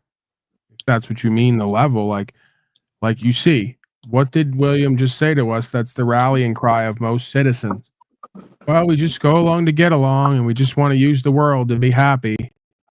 But they're not interested how the spirit's going to use them for a purpose here. Right. So then they just kind of get like, oh, we're just in the ways of the world. Where's the next concert? Where's the next meal? Where's the next shallow materialistic source of dopamine rush and pleasure? There has to be an overarching recognition of purpose for oneself and for other selves. So if you want to call that a level, that's fine. I just think that's a difference in consciousness and awareness and lack thereof. You have conscious and aware people who are co-creative, and then you have folks who don't see the value and the power and the reason for doing that and being that. The world is enough for them. Sure. Apparently. It's almost like everybody does 90%, but it's the last 10% that actually counts. Yeah, and I mean, again, I can't understand how any man out there could truly love or like themselves if they're not free. Used to be back in the day, like from the beginning of time, women would if they were going to be part of raising men, would tell their men, one day, Junior, you're going to grow up and get to do whatever you want to do, as long as you don't cause loss, injury, and harm. Those days are gone. Junior, one day you're not going to grow up. You're just going to become bigger and less wise or less intuitional, instinctual, and you're going to follow what everyone else before you has done in policy and code. How could a man actually love himself or the experience of being a man when he literally is defined by not having the power to choose to fit into the modern day world? That's what a citizen is. So you wonder why all these men have this hunched over, down, disempowered, disenfranchised, glazed over look, because they have no idea what a man actually is. A true power from God to choose and to be a conduit to that force. We've given that up to go along to get along. And then we want to listen to the wife tell us about being loving and nice while she's obviously angry and miserable and resentful. You couldn't tell by that woman's presentment and energy that she takes me as being bitter, angry, and resentful for talking truth, while that's her because she's not attracted to that man truly. What woman is archetypally attracted to a man who goes along to get along with the state of and the state of affairs that we all know subconsciously, if not consciously, is dysfunctional and toxic and disempowering? Are you kidding? These are falsely empowered codependents who want to live in delusion like addicts do. We're in love. We're being nice. We're being fake. Yeah, you're not being real. You're not trustworthy. You're not faithful. You're not honorable. And you don't live life with a purpose. And that's why you're not respectable. Yeah, it's almost like they need Christmas as like one day to pretend. They all do it. And they'll get right back to their humdrum, mediocre, mundane, go along to get along life and lifestyle that's supremely unfulfilling, lacking in purpose and meaning and true values, and completely unproductive. That's why this nation is going down the tubes. You can't even get a fucking tire done right now without a person who's so in their own fucking head thinking about how they're a loser, failure. They can't even put the damn tire on right half the time. Right. And for good fucking reason. You want to talk about end times? Yeah, an end of an age. It's an end of an age of going along to get along, business as usual, not being conscious and aware. So everyone, even the tire guy, is sitting there in their own fucking head trying to figure out how they became such a loser, failure, lacking in true purpose and meaning. See, when you got that, you could take that to anything you do. Putting on tires is a breeze. When you ain't got that, you're incompetent and incapable, inept and inane. And that's the majority of the nation at this point because they're godless and faithless. And the worst part is they're so arrogant, they think they're smarter than the founding fathers and people who came before them who did it right to some degree. No, I'm not talking about keeping slaves. I'm talking about an archetypal philosophy here that you either practice and live into more and more, or you lose sight of and do corruption. and anybody's capable of it. That's the whole point of why it's relative and relatable. Right? But they're getting more and more into this new ageism of it's about what we like, what we want, what we and then I go, do you really love yourself? No, you don't. You took vaccine. And then I just pick their fucking bullshit ideology right apart that makes no sense and is foundationally flawed. And all it is a cope. It's one big coping mechanism for when you put them on paper, when you ask them who and what they are, they know they ain't shit. They're not doing shit. They're not being shit. They're going along to get along, and they don't even know who the fuck they are at this point. The hollow shell. Sure. Yeah. And then that goes to money too. Like all of our money is wasted on stupid stuff, you know. Not even stuff that helps Every us. one of these people I meet is in debt, doesn't have 2 nickels to rub together, but has a whole bunch of extra shit that no one needs when you're living in purpose and meaning and true values. Yeah.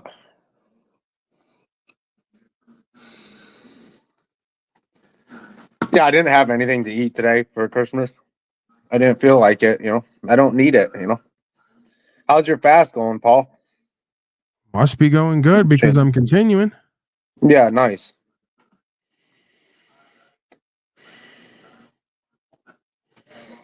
Yeah, I used to do farming. I used to be a farmer for a few years. That was pretty fun. So I got to see how all that stuff works.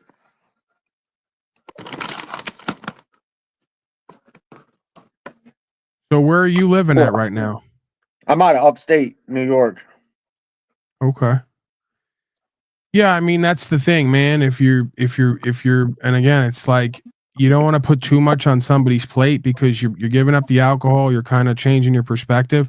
Thank but you. obviously this ends at a point, not ends, but it transitions to a point where if you can, you work for yourself. If you can, you know, you try to have a place that's debt free, you live on the land, you tend to the land, you put in your tax-free requirement, right? You give back to the community in certain ways, and you apportion your time to do a little bit of a bunch of things, right? You know, so that's how I see it, right? I can't tell anybody to live how I would see to live, but I think that brings more to the equation of feeling in charge, feeling in control of yourself and your life, using the time that you have while you have certain energy and empowerment physically to create a life and a lifestyle for yourself, because we know there's going to come a time where we're going to get old and our consciousness and awareness and physicality is going to transition and change. So we do what we can with what we have now because it's there and available till it's not.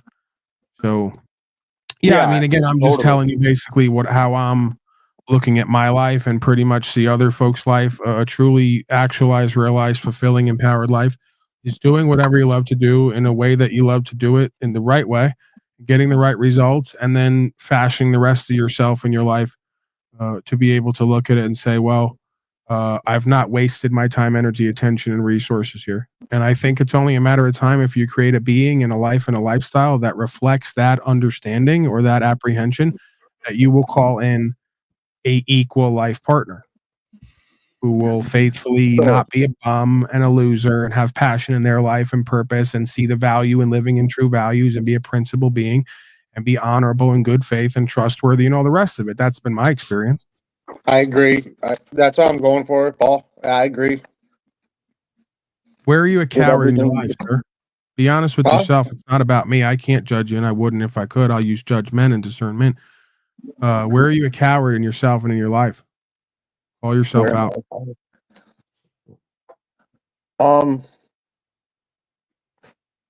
I don't think I'm a coward, Paul.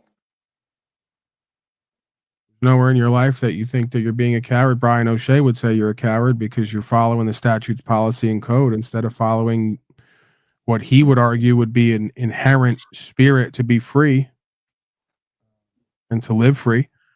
I don't know if I could say that completely. It's easy to say that. I think there might be elements of that. Again, this is a core state of beingness that I can't quite all the time language out as accurately as I could, but I know I know that I could go get the plastic piece right now and navigate the contract in a way where it doesn't apply to me, and I can have whatever they would expect me to have to avoid them killing me, but understand who and what I am and what my power to choose is. Does that make sense? And I don't think that I could have gotten that until I gave up everything to be given everything back. And one of it is I've never gotten the license, registration, insurance, or anything. But I think it's I feel part like of I'm the in bigger. that stage right now of giving up everything to get everything back, like how you just put it. Yeah. My point is that they oftentimes they focus in on this travel thing like they think it's my egocentric way of saying everyone's got to do what I did on this path. There's many paths to the top of the mountain. The top of the mountain still the top of the mountain. What do I mean by that? I mean that for me, I think a great simulation for everybody is to buck statute, policy, and code in their life and just do what makes sense. And then when they get called on it, put that on record. The more you get used to being authentic in the face of God and the court and your mate and everybody, the more you get empowered and inspired. Then you get an ability to choose at some point. You look back 6 months, 8 months.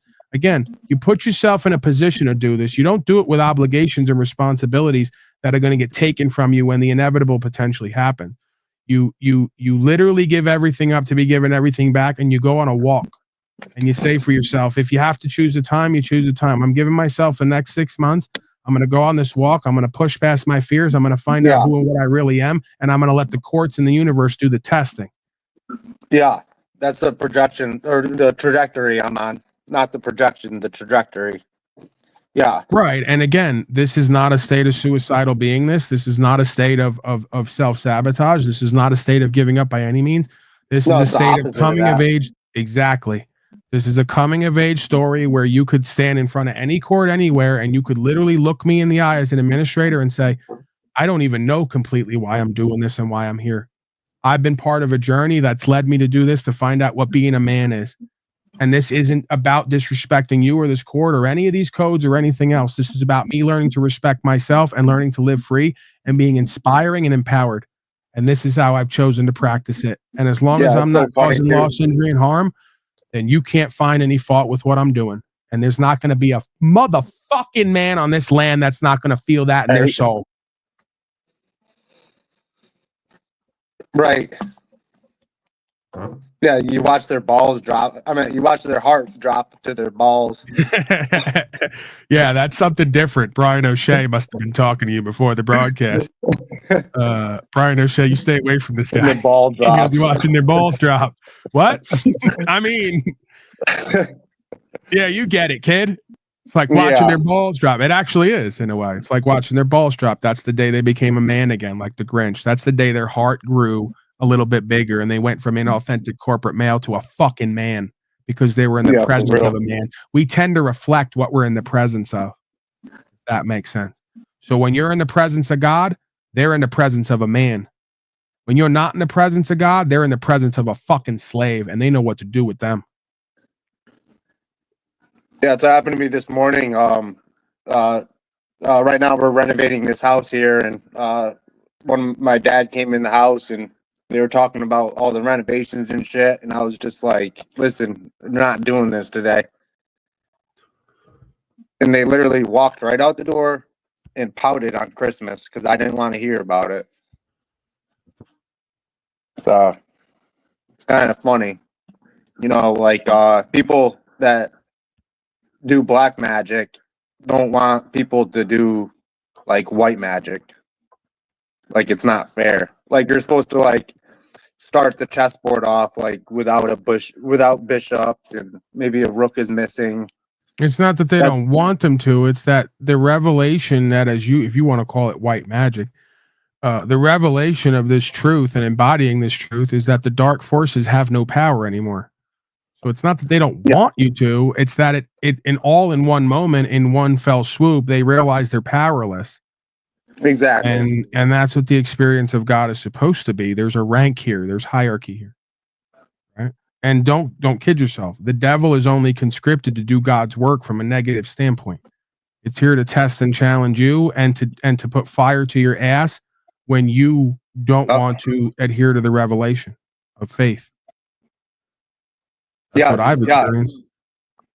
It literally happened to me. I got gasoline all blew up on me, and I burned all my legs and stuff, and yeah.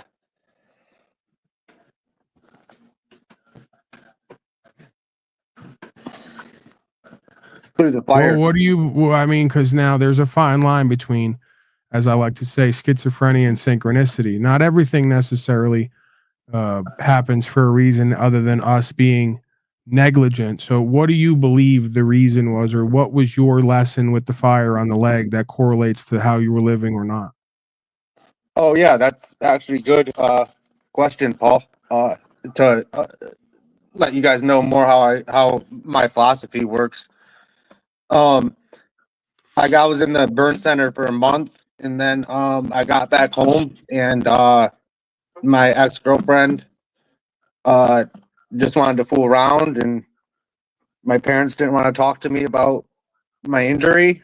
No one talked to me, and then I ended up that same night just going and getting alcohol and drugs and using that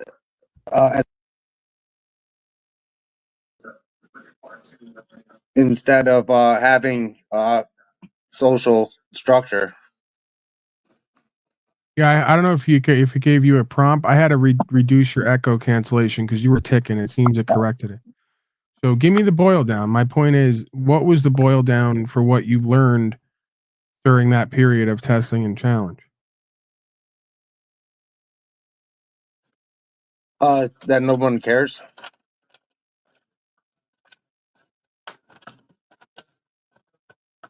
Can you expound upon that? Like, I wish that after I got back home, like, people would No one cares about you as much as you're going to care about yourself. well, I mean, I cared about myself then. Right. Because I mean, I can see what you're saying, but I don't end the statement at no one cares. I end the statement at something that, while it may be a source for a lot of folks to feel like a victim or feel lonely, is actually empowering to me if I let it be. No one else is going to care for me as much as I need to care for myself. Yeah, I can agree with that statement. That allows you to go from child psychology to adult psychology. Child wants to be cared for more than it cares for itself. Adult understands nobody's going to care for themselves as much as they need to care for themselves. That's an empowered place to be. Yeah, that's a good point, Paul. I see what you're saying to me. Yeah, a lot of us don't want to actualize and realize we don't want a coming of age story. We don't want to grow the fuck up. We don't want to unite with a unified consciousness on a higher level than codependency and attachment. That's not unification. That's true division. Because when you don't have it, you're not where you need to be. When you have what you need to be and understand who you are, what you need to be, then everything else flows from that. So, yeah, I can accept that for everybody here, you need to understand that nobody's going to care for you as much as you need to care for yourself. And the last 4 years is proof. If you need any proof, just hit the last 4 years up. Don't argue with me. Yeah, look at my past. Yeah. Your bitch ass friends and family didn't ride with you on truth and faith and equity. Most of them, they sold you the fuck out to tell you to get a vaccine and put your head down and be like them, be a disempowered slave. Nobody cared for me the way I needed to care for myself. And that's a great thing because it showed me that I'm my own greatest ally in this with God. Yeah, I like that a lot, Paul. Yeah. No, I See, agree with you. that falsely empowered codependent friends and family shit, if it's not based in something real, is a disintegration. It's a source of disempowerment. That's why it's falsely empowered codependence, right? Everyone feels like they need their friends and family. Feel. What do the facts show? Your friends and family are some of your own worst enemies because they're their own worst enemies. In truth, they're not their own greatest friends and allies. In truth. Yeah. Well, like an example would be like say I was really sick, right? With the alcohol, and then it'd be like oh, I'm going out to dinner with Mike tonight. Can't see you. It's like, oh, that's like if my mom was in the hospital, if I was like I can't come to the hospital to visit you because I have a dinner date with Brittany. Listen, Like man, at the end of the day, too, you have to understand that the world doesn't revolve around you in the sense of life goes on, you know? So again, there's a fine line there, man. Yeah, you're right. You get what I'm saying, right? There's a middle Yeah, I do. ground in the sense of if she's come here and there and she's there often, and then tonight she's going with Brittany. Life goes on. She has to share her time, energy, attention, and resources with other people just other than you. The point here is can you enjoy your own company? Can you stay busy? Can you stay faithful? Can you stay at peace or prosperous? Can you work a life path and program that works for you pretty much at all times? Right? Yeah, I Just think like I all can of do us. that. I think Yeah, I can so do that. it involves not even getting into the judgments of what she's doing and all the rest of this and the tethering. Oh, I want her here. She's there. No. What am I doing right now? What do I have the opportunity to do? Who's in my vicinity? Who can I bear witness and testimony with? Who can I fellowship with? If not, how can I find a space in me to either feel empowered or just be at peace and find faith that all things are as it's meant to be? Yeah, You know? you're right, Paul. Well, I didn't mean to turn this into all about talking about me here. So apologize. Well, no. This is this is the thing. This is the place for that. Is that this is your world at this time, right? We're here to, if you choose to, if you see the value and the power in it, to observe yourself and to make the world all about you for the moment, so that we can understand what we need to do and not do next, right? That makes sense. Yeah. Because that's what I do here. I open the doors at times and I allow people to come up when they're called to, because they know they need to change and they see some value or some inspiration. They get something from or with me that potentially they can use to go to the next level. They think, right? I'm not contending that I'm necessary. I think that there's a force here that precedes me and is predominant over and above. It may lead folks to work with me, but ultimately the folks have to realize that I'm not necessary in this process. The truth is, and I may have a way with that. You could get that by practicing discernment and changing your perspective at times and looking for the opportunities. Right. This is why they'll say growing up, Paulie's an opportunist, as if that's a completely negative thing. People should become opportunistic. Find the opportunity in every situation to make the situation work for you, even if that just means finding peace with what is. Yeah, thank you, You know? Paul. You made some solid points to me. Yeah, honestly. That makes a lot of sense, the stuff you said. Yeah, and I think you'll find that the more that you like who you are and you enjoy your own company or just at peace with who and what you are, you'll require way less from other people. Sure, it's definitely all new to me now. It's like I'm relearning everything.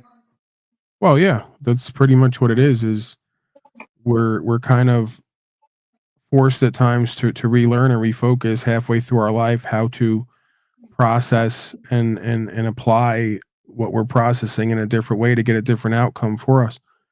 Because again, this is where I get into selfish to be selfless. You have to prioritize your empowerment and your peace, your prosperity and your peace. This is the one thing my father, he can't understand. He can never find a middle ground because he likes to listen to people who don't strive toward a holistic picture. They just want to specialize. Right. So it's peace and prosperity. Right. And you don't do that by ignoring the problem. You do that by solving the problem. Right. And oftentimes there isn't a problem till we create one in how we're thinking, feeling, speaking, living, acting. So failure to acknowledge the problem we're creating in order to solve the problem we're experiencing is ignorance and arrogance. It's false peace. It's not true peace. Yeah, it's denial. Right. And this is the thing. You got a lot of folks who want to get with these broads. I'm going to say it that way to trigger and to just, it's the East Coast flair.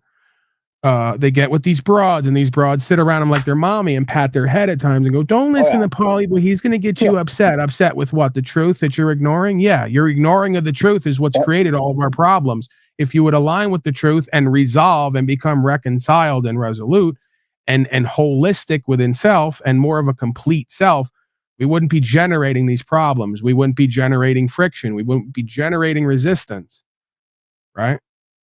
So there's resistance for a reason. There's friction for a reason. There's fear for a reason, because subconsciously everybody in experience knows they're not who and what they need to be. It's not working.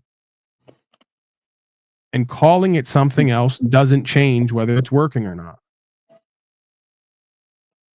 So it's like when I told my father the other day, listen, I don't like you, I don't respect you, and it's why I don't call you. Why would you continue to reach out to me? And why would you have the balls to try to give me $100 when you took my uncle's inheritance after bitching and complaining for 2 years how my other uncle took my inheritance? You did the same thing he did for the same reasons and called it something different.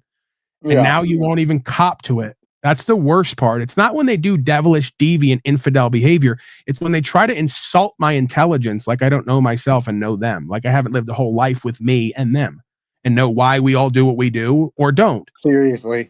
Right. Yeah, I So like, agree. let's cut the fucking games. Let's get the level up here. You're a skunk. You know it. It's why you fight and run off the phone. You can't deal with yourself and the truth.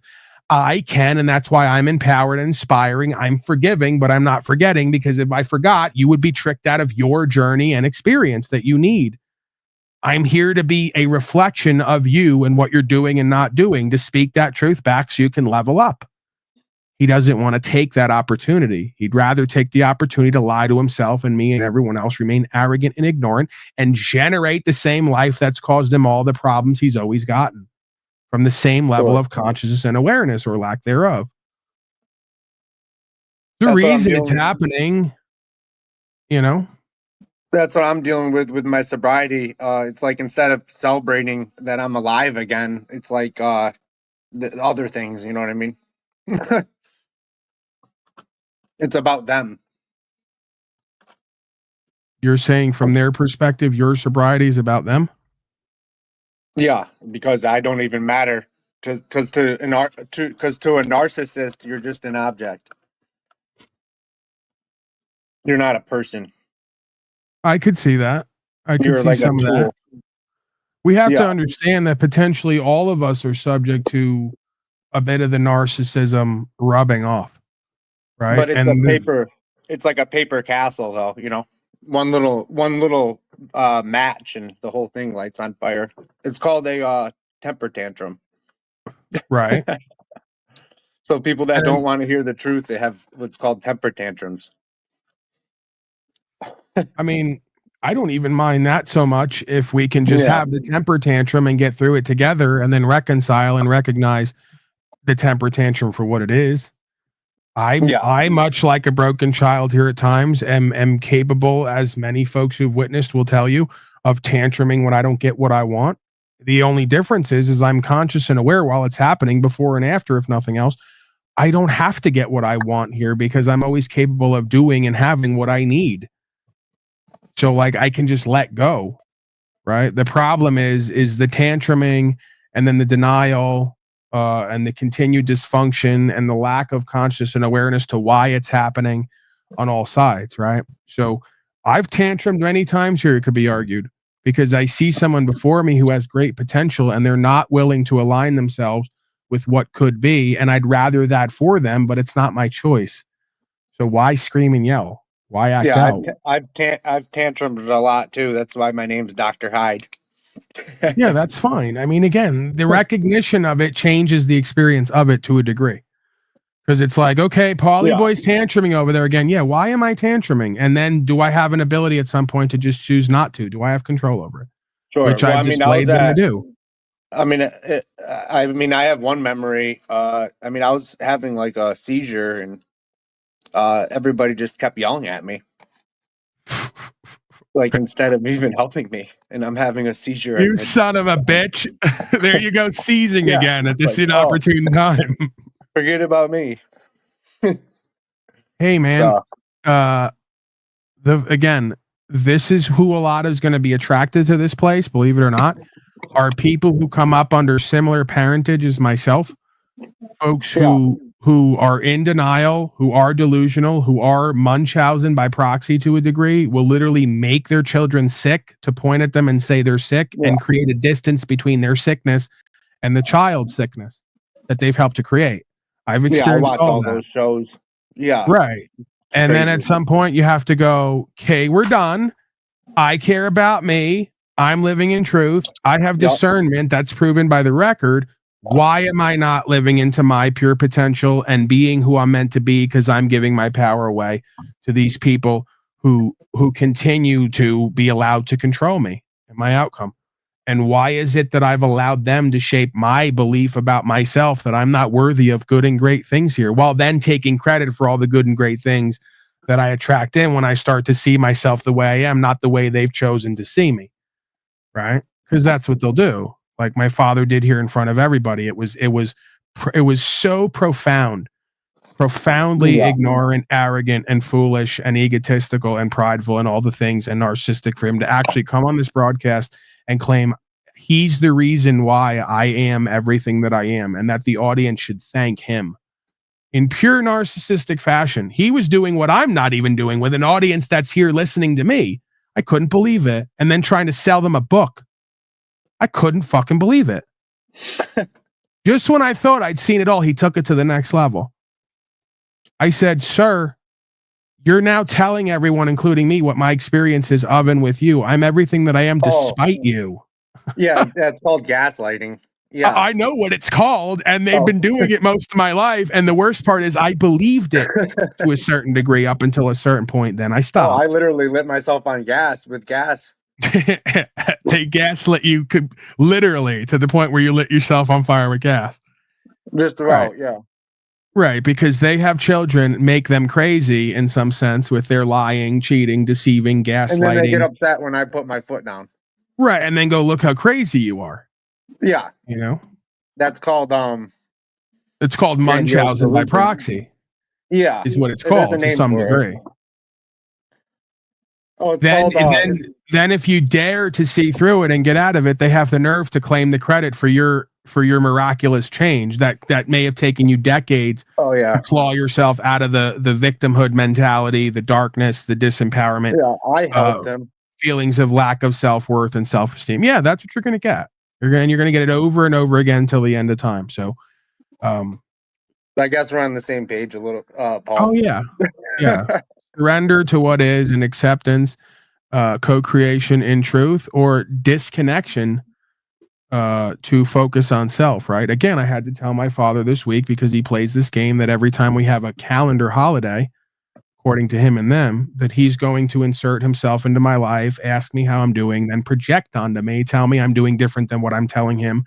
And then I have to remind him, asshole, there's a reason I don't talk to you and reach out to you, because you're doing right now what you've done from the beginning of time with me. And I don't appreciate it. It's disrespectful to me. It's a testament to your delusion and denial and your willingness to project, because you don't care about who and what I am, and you don't care about the truth, really. All you care about is your delusion you're going to live in to cope with what you've done and not done. So go and have it elsewhere and save the $100 you're going to send me after taking my uncle's inheritance for me. Yeah. Yep. That's how I feel like I did this morning. And then he tripled down on it by saying, your uncle who just died, he wasn't that happy with you toward the end. Thank you. Do you have anything else you could do to make me feel so much better about my life and what I'm doing over here? It's amazing. They'll take any opportunity they can to steal from you, to lie on you, to project onto you and others while doing the same behaviors in a doing worse, and then projecting you're doing it. Then top it all off by making a justification for their lies and their money-hungry, power-hungry deceptions and games by claiming that my uncle wasn't happy with me. Someone who's been miserable his whole life with everyone and everything. He wasn't too happy with you toward the end. Oh, really? Really?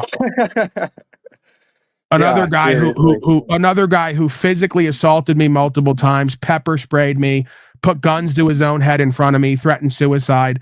A completely dysfunctional, deviant person who has done nothing but chosen to be miserable and suffer here. And I'm supposed to feel some kind of way that he wasn't quite happy with me toward the end. Right. And that's a reason why you're going to take money and keep it for yourself, because you weren't in the will when it was written 10 years ago. You were on heroin. Yeah, but I'm not now. Oh, well, that's what the legal document says. I says, you wonder why I think you're a piece of garbage? You're going to appeal to a legal procedure and a legal document for what's true and what's right when there's only two of us left? He goes, well, I want to live the rest of my life comfortably. I'm living in a trailer on the land that they're all making fun of me for. He's got a $700,000 house and $500,000 in the bank or whatever it is. Not enough. Yeah. They have no idea. They have no idea what they call down on themselves. And for their They have no idea. And then they have and then you know what he said? He had the nerve to go, Paul, you seem really money hungry. I go, that's so great. I said to him, not only am I not money hungry, why don't you do me a favor? Take me the fuck out of your will now. He had the nerve to say, when I'm dead, you'll get it all. I said, I don't want any of it. I don't want any of your dirty blood money. I don't want any of your dirty bribe money. I don't want anything that's come from you anymore because it's corrupted. It's not with pure and good intentions. And guess what? I want to get whatever's meant for me based on my good works or not. I don't want anything else extra given to me than what God has in store for me. And you ain't that. Not even close. Yeah, I feel that message, Paul. That's all. Go ahead and give it to that dirty bitch who lies to you every day and ignores who and what you are to get to the prize. Go and give it to that Jezebel harlot. She wants it more than I want it anyway. She needs it more than I need it anyway. Yeah. That bitch couldn't sell pussy tomorrow if she needed to pay the bills. The way she looks and how she acts. She needs it way more than I do. I got a set of skills and abilities like Liam Neeson. I'll be good no matter what. I know that now. That bitch can't rub two nickels together. She can't come up on nothing. She couldn't even sell her pussy if she had to. She needs it way more than I need it. You better give it to that bitch. She's been waiting around 15 years now, lying with you and each other, pretending like this shit don't exist in order to get to that prize. Well, Let it's the best games, woman like win. you said games. It's a lot of games, you know. Oh yeah, the vaccine queen. That's what I call her now, the vaccine queen. Oh, really? What That's woman cool. goes and gets a vaccine for a man who don't get one? And then he said, well, that's her choice. You all say the same nonsense to me because you don't understand loyalty and unity. You don't understand community and communion. You don't understand anything about life. What man who's inspiring and empowered, co-creative, who's in alignment in his house and has called in an equal partner, has a woman go get a vaccine and come home to him? You should have told that bitch, if you go to the state for protection and for safety, don't come back here. That's what you go to your man for, goofy harlot bitch. You go to your man for safety and protection, presuming you can't go to God for it first. You can't go to God because we're in the physical world and we got to act right now, and God can't work on that kind of timeline because God's got to work through me. You go to your man for the protection and safety. You don't go to the state of and the institutions, Jezebel, harlot, hoe. So if you walk out, stay out. But see, you motherfuckers don't know how to uphold the law. You don't know how to embody God. You don't know how to be the daddy that bitch never had. You're just another simp trick mark come up.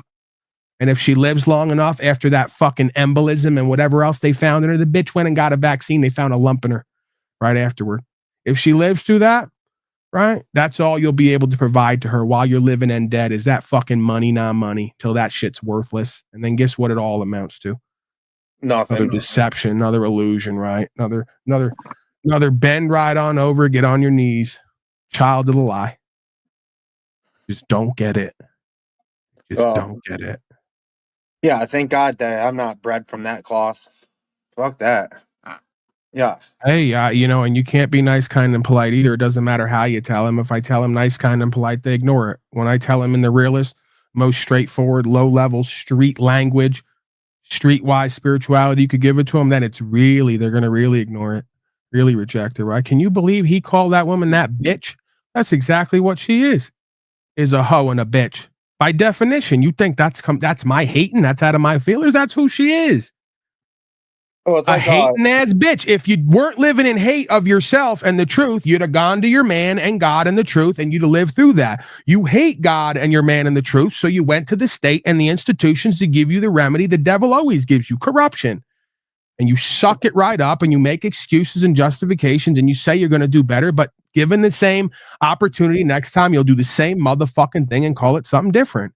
And you'll claim I was being the mean bully the whole time by trying to give you the truth that you already have within you that you keep ignoring and denying. The same truth that revealed you motherfuckers ain't in love with each other and don't belong together. Because you already got shit you got to fix on your own. And when you bitch ass motherfuckers get together, you ignore who and what you are to fixate on keeping the other one instead of doing your own fucking work in this creation. Yeah, it's like Macbeth syndrome. You know the story of Macbeth.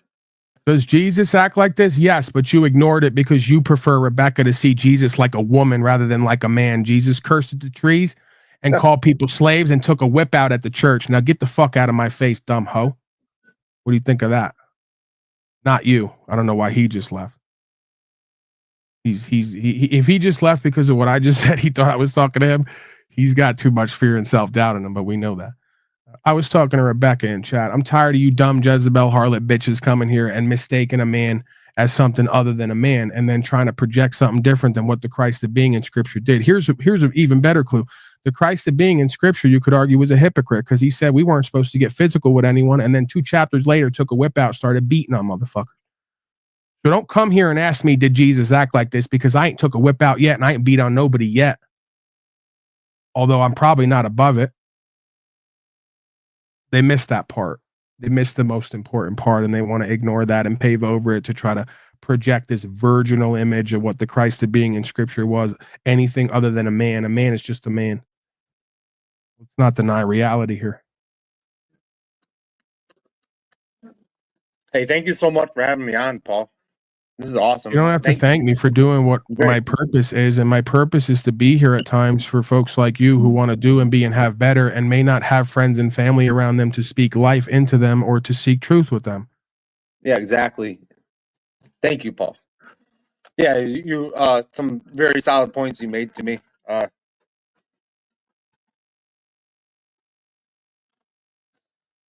Oh yeah, Jesus got upset a lot. Yeah. That His didn't first happen, miracle, sir. his No, mom that made didn't him. happen. Didn't happen. Huh? No, it didn't happen. You're misremembering. Rebecca knows Jesus. Rebecca knows God. She's got the answers. Jesus didn't. Oh yeah, my bad. No, go ahead. Continue. What were you saying?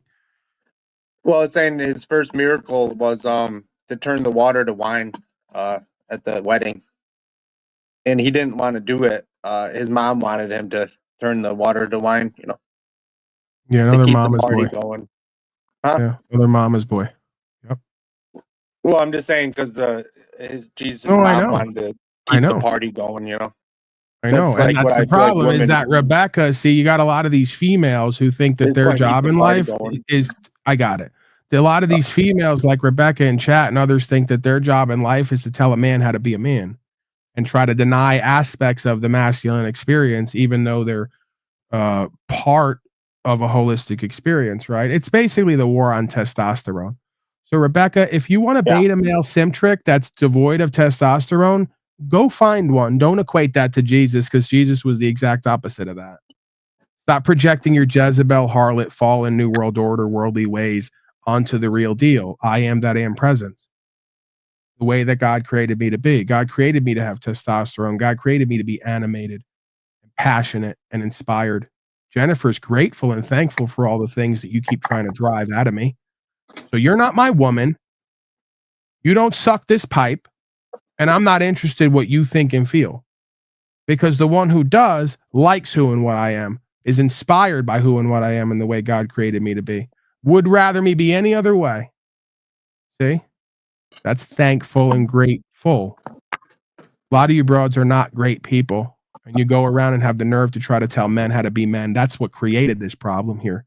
A whole 5 generations or more of men raised by women in the home while a man was out chasing money and pussy. And validation from a state of and a corporation. Yeah. They want to project their dysfunction onto me when I'm the antithesis of that. All I need is sacred feminine dynamic in my life. The only thing that I was missing in my life that I didn't have a mother who was involved with me. So I don't have any of that tainting of that woman that I was up under in the home all day, every day, constantly nagging on me and henpecking me and telling me not to play with my dick and all the rest of it. Telling me not to be a man because it's off-putting to her sensibilities. I didn't have any of that. That's why Pauly boy's uncivilized. Excuse me. No. Pauly boy's very uncivilized because he doesn't have that inauthentic corporate male vibe to him, right? That comes from being up under a woman's skirt all their life, right?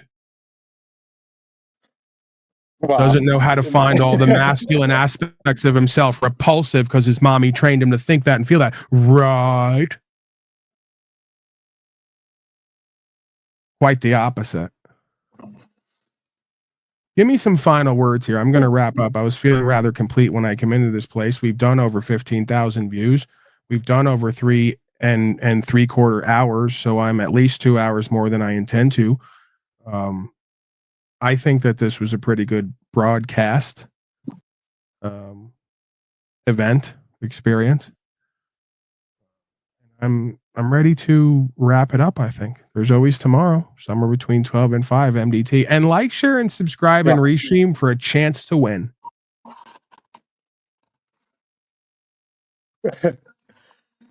Yeah, wonderful stream, Paul. Thank you so much for your time. Thank you for being here, sir. Yeah, 100%. You were part of a bigger experience here. You were called to be here for a bigger purpose and meaning and process. And we're here for it. I felt like that. Before I Oh, logged I know. on, I felt like that. I'll be back. I know. Yeah. I think it's a good final message that I thought of was it's about balance, because the werewolf is has no laws, and then the king is above the law. So everything is about balance in between, in between stuff, The middle way. The Tao is the middle way. Yeah, I guess I lean Sacred towards that feminine type of care, stuff. sacred masculine action. Yeah. Hey, well, God bless, Paul. Best of everything to you. And thank you. And to Enslavia, stay unslaved. There you go. Thank you, sir. That's about it. Yeah, so That works next for me. year I'm gonna get into doing these computers and this stuff more. I want to learn about it. All right. How about this one? How about this one? Because on the way out, we're going to have Paul unappreciated, but that's not true because the word appreciate in Latin means to set a price to. How could Paul Enslaved be unappreciated if I'm beyond being bought off? My price is so high, nobody can pay it. See, true appreciation comes from within. Like most things, that's what we need to understand. Go ahead, give these folks a final word because that title's inaccurate. I get why you did that, and I like it. Keep it, Paul unappreciated, like the whole thing. It can't actually be that way based on the truth and the facts and the record, right? Yeah, my final message would be the guy that founded Stoicism. He lost all of his stuff in a shipwreck, and at least he still had his life left, so he could rebuild from his experience. Would be my message. And There it is. to have the best of everything. Yeah. So thank you so much. God bless. Thank you. And your name was again? I should have remembered it, but I didn't. Cody. Cody. Right. Yeah. All right, Cody, get the hell out of here. I'm looking forward to seeing what you create as far as an embodiment of beingness, and maybe even Thank some you. roots, man. I might have to use you at some point, Yeah, please. I'll be around. Yeah, like it's a beautiful and wonderful thing, Paul. I got my life back and I'm here to stay. So God bless. All right. I look forward to that Peace, my friend. process. Thank you, sir. There's Cody, one of the folks who've been inspired over the past 6 months by my testimony and witnessing here. And that's a good thing. It feels good to be a part of that process rather than lying, cheating, stealing, running the streets, playing with gang members while my heart all the time is telling me, hey, what are you doing here? This is not really you. What's the point of this? Where does this go? Right? It feels good to be on the other side of that dynamic, doing something that I think is somewhat redeemable. They say if you want self-esteem, self-worth, and self-value, you got to do esteemable and worthy and valuable things. So what more esteemable, worthy, and valuable things can we do than create a life and experience we give away to others to motivate them to do and be and have better, right? There's always time to go back, I guess, and do the other thing. I don't know who would, but I guess don't ask, right? I've said what I'd never do again before, and I've been wrong, so I'll never say never again. Paul and appreciate it on the way out. Back tomorrow, somewhere between 12 and 5 MDT. Say goodnight to the bad guy, right? Very not nice, not kind, not polite at times. Very raw, very real, too real. Very triggering, testing, challenging, old Pauly boy. All right, get the hell out of here.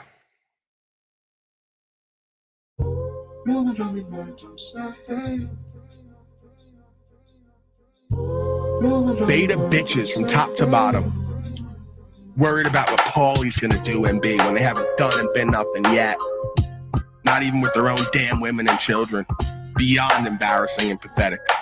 A bunch of beta males raised by Jezebels, tricked out of their power and position, won't act like men because they're too busy replicating the bitch who didn't raise them. Laughable, the shit that you folks say and do. You don't even realize it's an indictment on yourself and your lineage. Tired of you bitch-ass motherfuckers yapping online. This shit's boring, man. We've been doing this for years now. It's boring. I want to take things to the next level.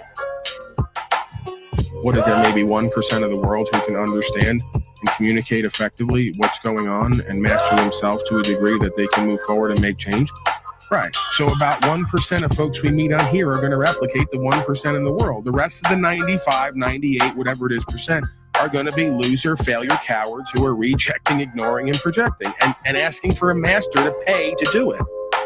It makes sense if you don't think about it. If you just understand inherent hierarchical power and value systems and dynamics. And you don't have to feel any way about it. I'm not hopeless because of that. I'm motivated and inspired by that. I'm on the right side of history and truth. I'm chosen by God. I'm in a minority here. I don't need the tattoos on my skin. I got real symbols of power and value that work for me on the ground and cause and effect. Bitch ass motherfucker. And I'll say it out the side of my mouth after you break my jaw. It's not going to change the reality. Money can't buy class. Money can't unlame you. Money can't unslave you. Can't unslave or empower the masses. Only knowledge can do that. And I've been giving that the fuck away since the beginning while proving concepts. Next. Why are you mad? I'm not mad. I'm not mad. This is how us East Coasters care and are passionate for truth. The rest of you apparently around the world don't know how we are. This is not mad.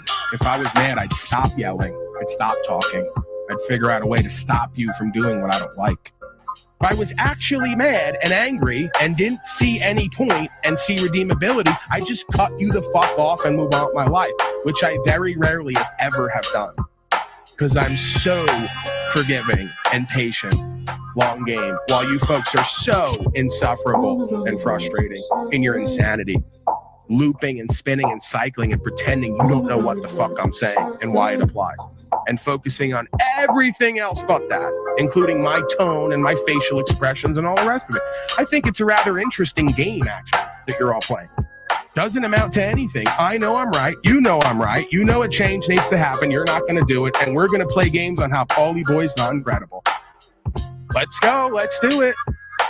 Doesn't change the facts. Doesn't change the facts. I had to learn as well how to, at times, shut up and observe and try to catch the move of what's happening and what things are about. Not by spinning and cycling and asking rhetorical questions and then not listening to answers. Questions, comments, concerns, presentments, projections, rejections, obfuscations, deflections, presumptions, assumptions, imagined disagreements. I'm open to all of it. I'm talking about consciousness and awareness and life, whether that relates on the micro level to the participants here today, and then indirectly on the macro level to every other self, because on the highest level, we're all one self. I prove that here regularly by you folks coming in here and doing and saying the same exact fucking things, even down to responding and reacting to what I say, the same things, the same way. Proving there's only one self. Just like the I Ching says, there's only 64 combinations of what's going to go on here. Want your answer? They're Crips and Bloods, man. They're gangbangers, bro. Just like the ones on the streets, a different level. Yeah, so you admit you work for a mafia, basically. I do, man. Hell yeah, dude. And I got insurance through a mafia.